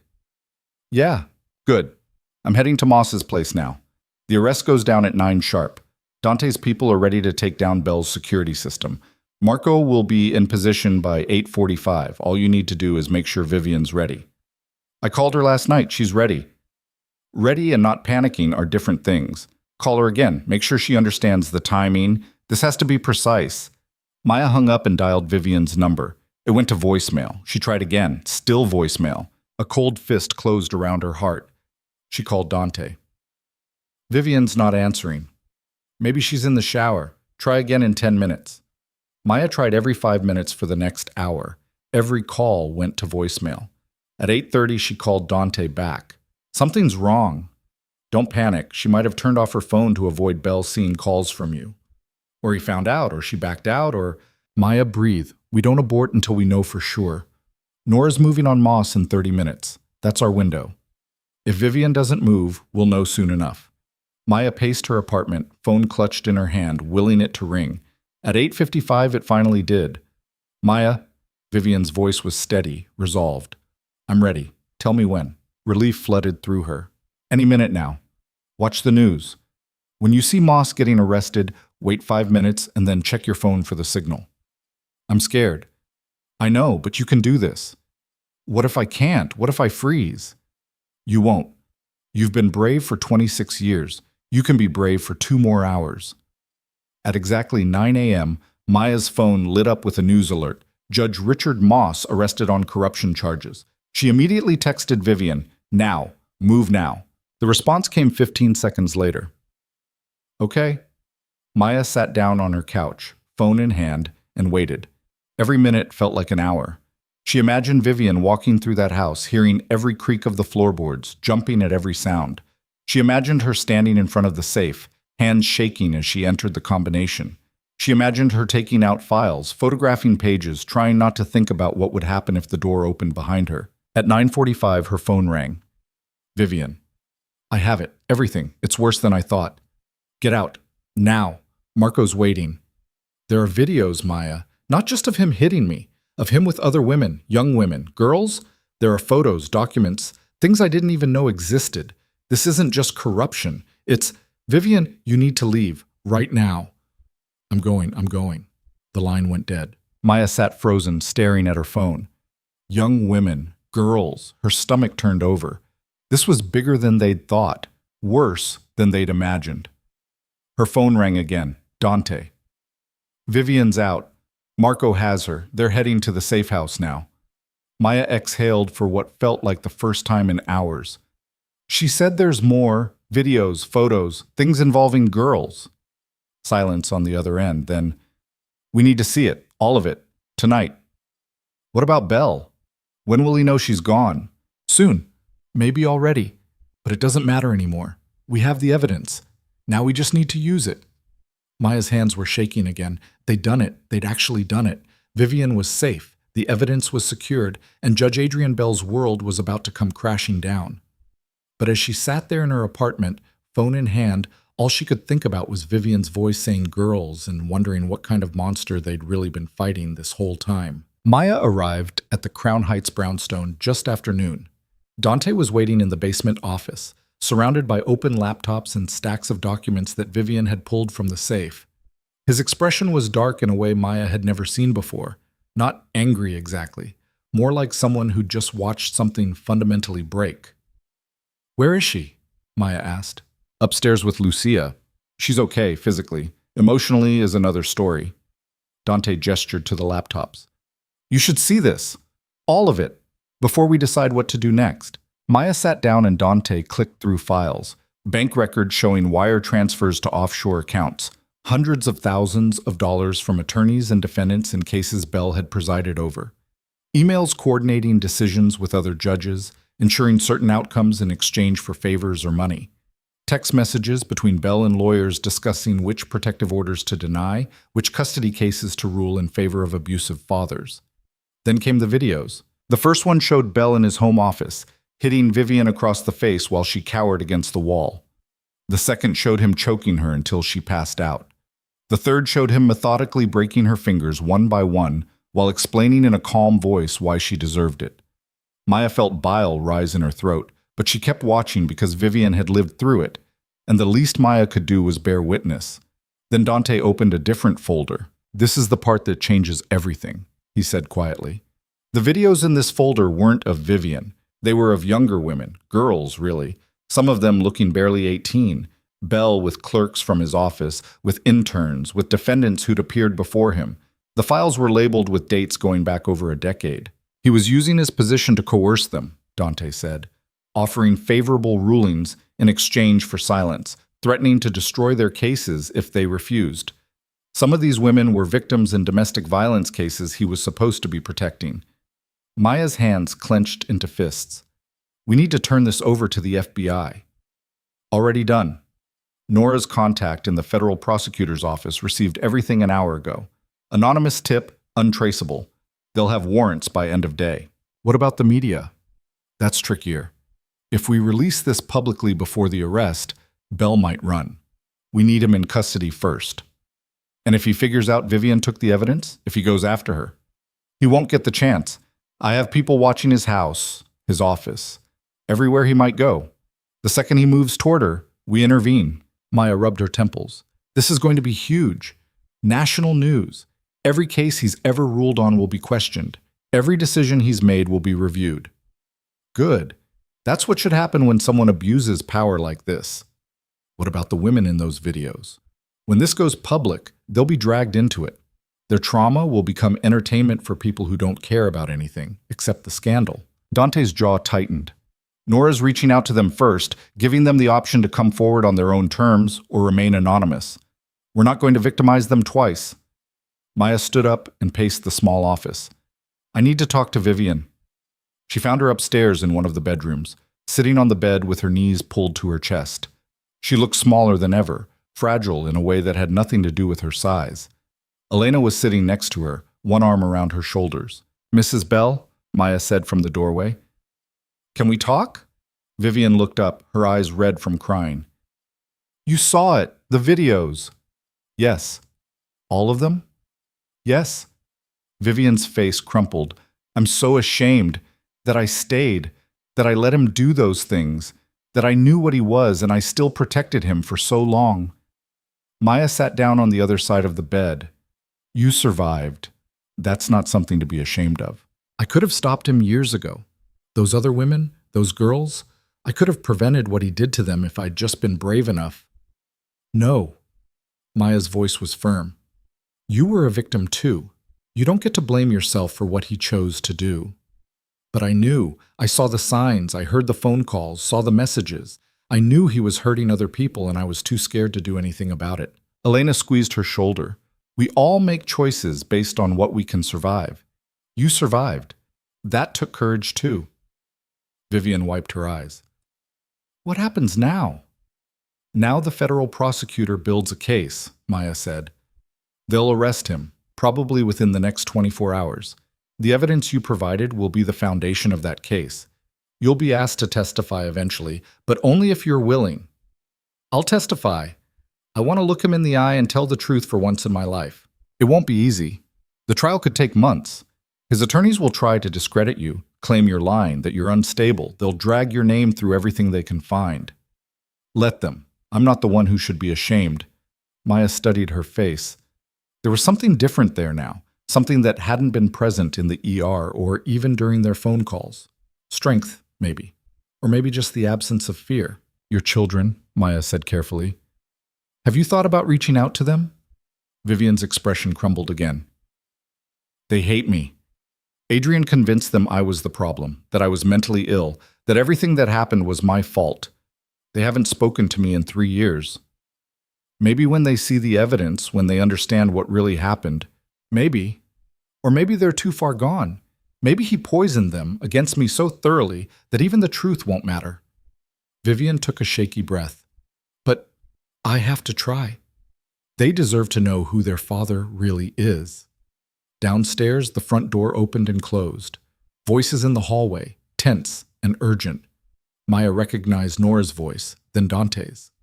Something's happening, Maya said, standing up. Stay here. She went downstairs to find Nora in the living room, still wearing her detective's badge and gun. Her face was grim. Federal agents are moving on Bell now, Nora said. But there's a problem. He's not at home or his office. We don't know where he is. Maya's blood went cold. You think he knows? I think he's smart enough to notice that his wife is missing and his security system was compromised. I think he's running. Dante was already on his phone making calls. I have people at the airports, train stations, major roads out of the city. If he tries to leave, we'll know. Unless he already left, Maya said. It's been hours since Vivian got out. He could be anywhere by now. Nora shook her head. I don't think so. His car is still at the courthouse. His credit cards haven't been used. He's still in the city somewhere. Or he has resources we don't know about. Cash, fake identities, safe houses of his own. Dante hung up his phone. My contact at the federal prosecutor's office says they've issued a warrant. Bell is officially wanted for questioning in connection with corruption charges. If he runs now, he's only making it worse for himself. Men like him don't think that way, Nora said. They think they're untouchable, right up until the moment they're not. And when they realize they've lost, they either surrender or they lash out. Maya felt her stomach drop. Vivian, you think he'll come after her? I think it's a possibility we need to prepare for. Dante was already moving toward the stairs. I'm putting more security on this house. No one gets in or out without clearance. We should move her, Maya said. If he knows about this location, he doesn't. This house isn't connected to me in any public way. It's owned by a shell company 3 layers deep. He'd need serious resources to trace it. He's a judge. He has serious resources. Nora pulled out her phone. I'll have patrol cars in the area unmarked. If Bell shows up anywhere near this block, we'll know immediately. The next few hours passed in tense waiting. Maya stayed with Vivian upstairs while Dante coordinated security, and Nora worked her law enforcement contacts trying to locate Bell.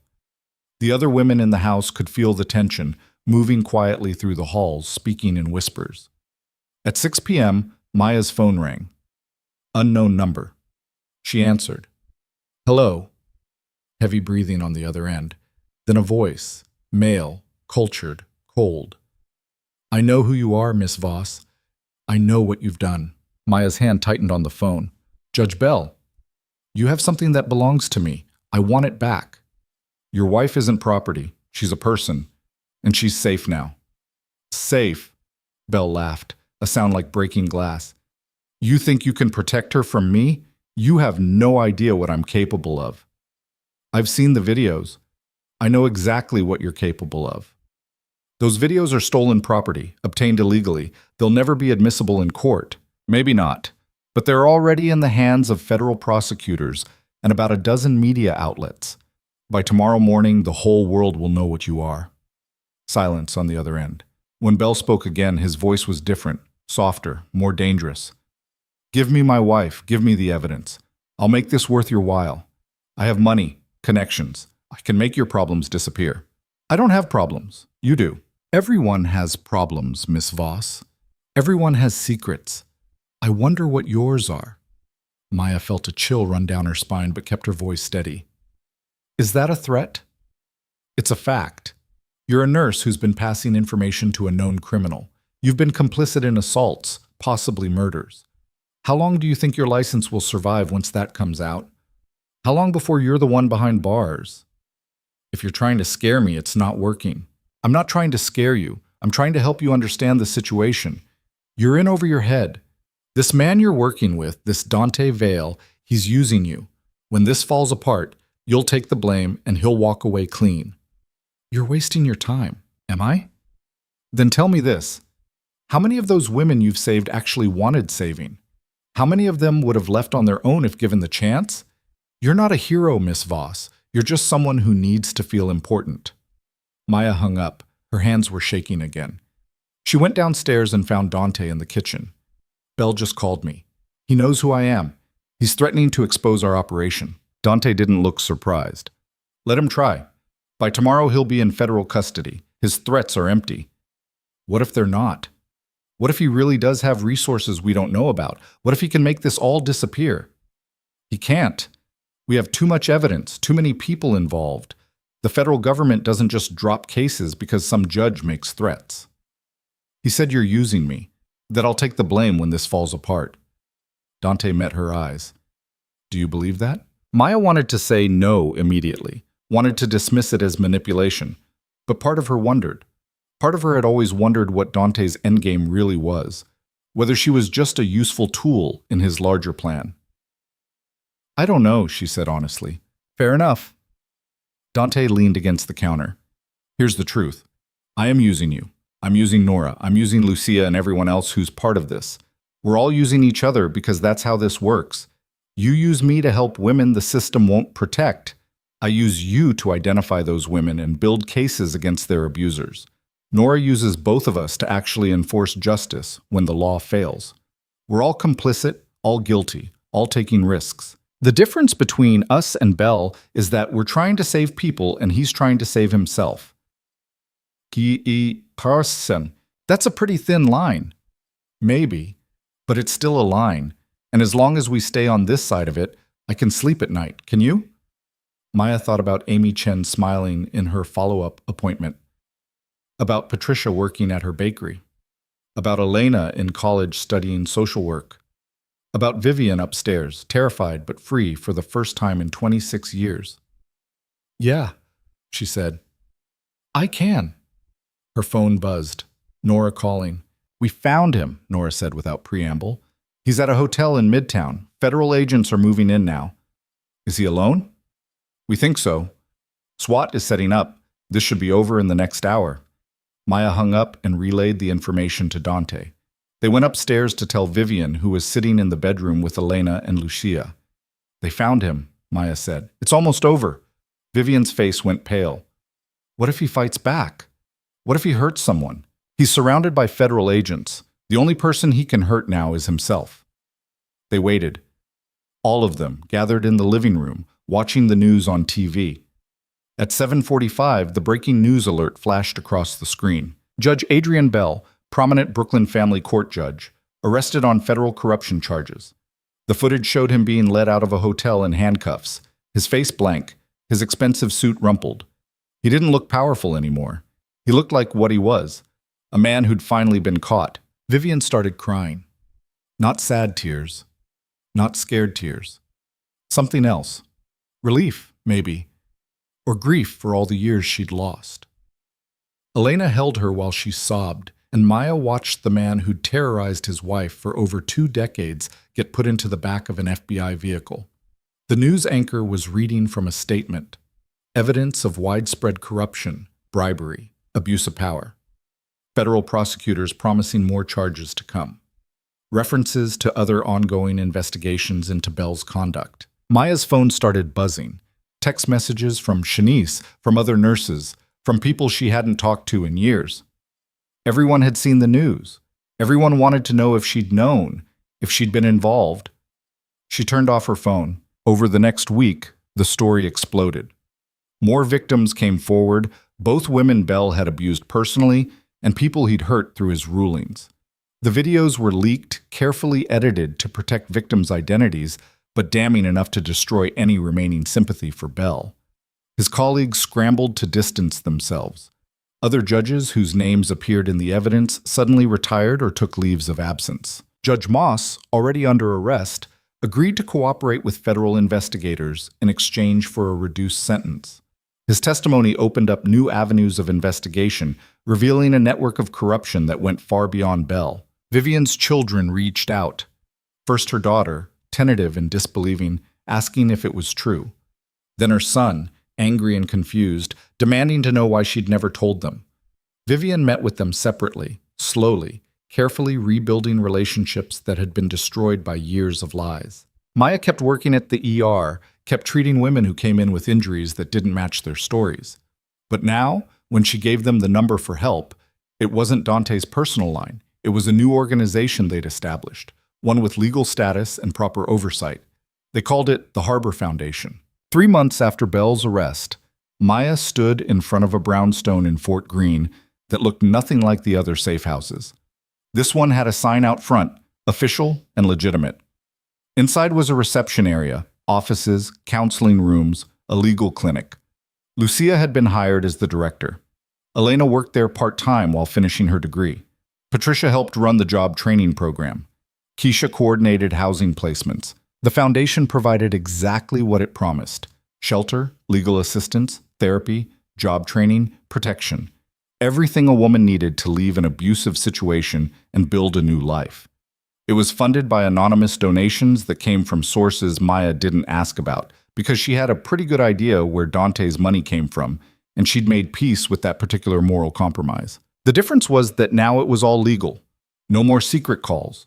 No more vigilante justice. When a woman came to the Harbor Foundation asking for help, they provided it through proper channels. They filed protective orders that judges actually enforced.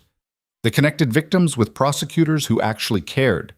They offered shelter in facilities that had permits and inspections and oversight. And if occasionally an abuser decided to leave town or suffered an unfortunate accident that had nothing to do with the Harbor Foundation, well, Maya didn't ask questions about that either.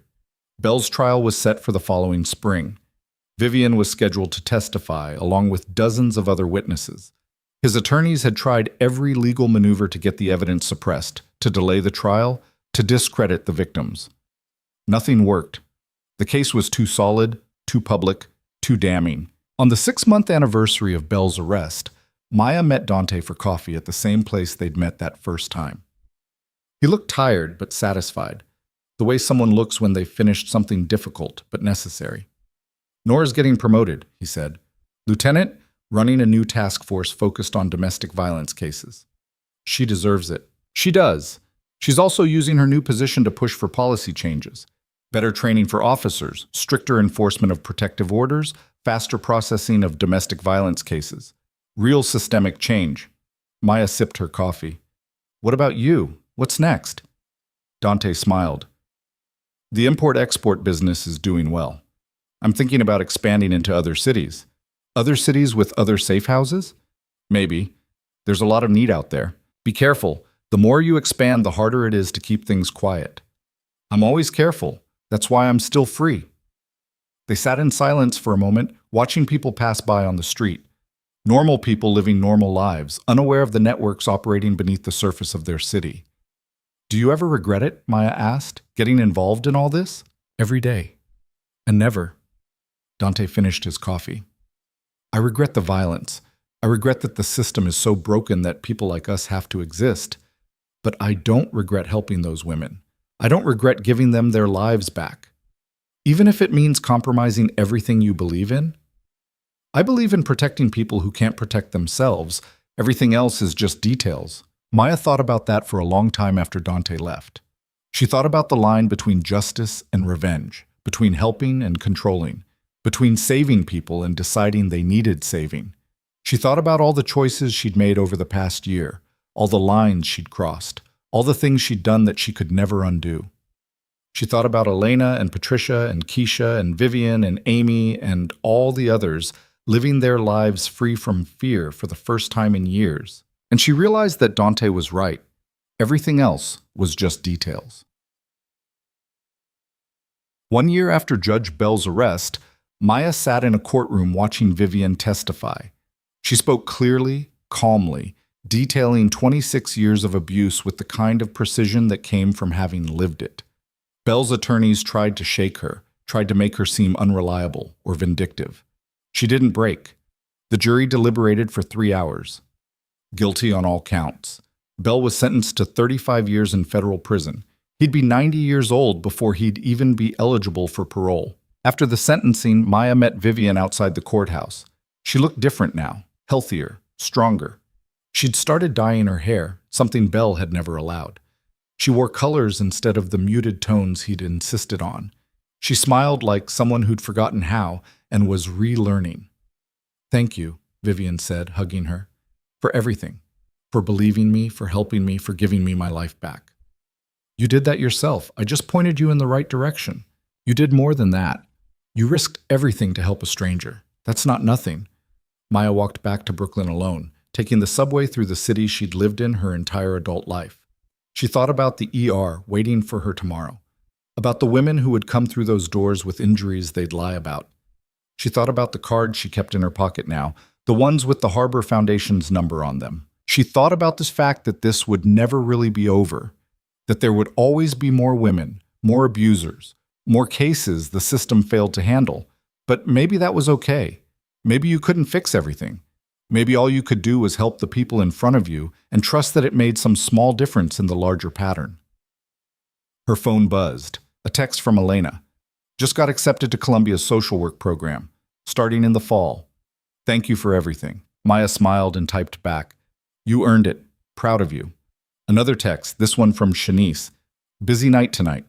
We could use an extra pair of hands if you're around." Maya checked the time. Her shift didn't start for 2 hours, but when had that ever stopped her? "On my way," she replied. She emerged from the subway into the Brooklyn evening, the hospital visible in the distance, lights burning in windows where people were fighting to save lives the same way they did every night. Maya had spent 9 years in that building, watching people suffer, watching the system fail them, feeling helpless to do anything but patch them up and send them back out. She didn't feel helpless anymore. She walked toward the hospital, toward the work that would never end, toward the next woman who would need help, and maybe, finally, actually receive it. The street was crowded with people heading home from work, heading out for the evening, living their lives in a city that was broken and beautiful and brutal and kind all at once. Maya had learned something over the past year, something nobody had taught her in nursing school or in all her years of training. She'd learned that sometimes the rules were wrong, sometimes the system failed, sometimes the only way to help people was to step outside the boundaries of what was legal or sanctioned or safe.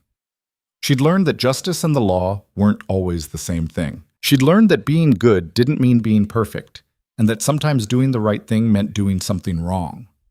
Most importantly, she'd learned that she could live with that, because at the end of the day, the women were safe. The abusers were stopped. The system was slowly, painfully changing.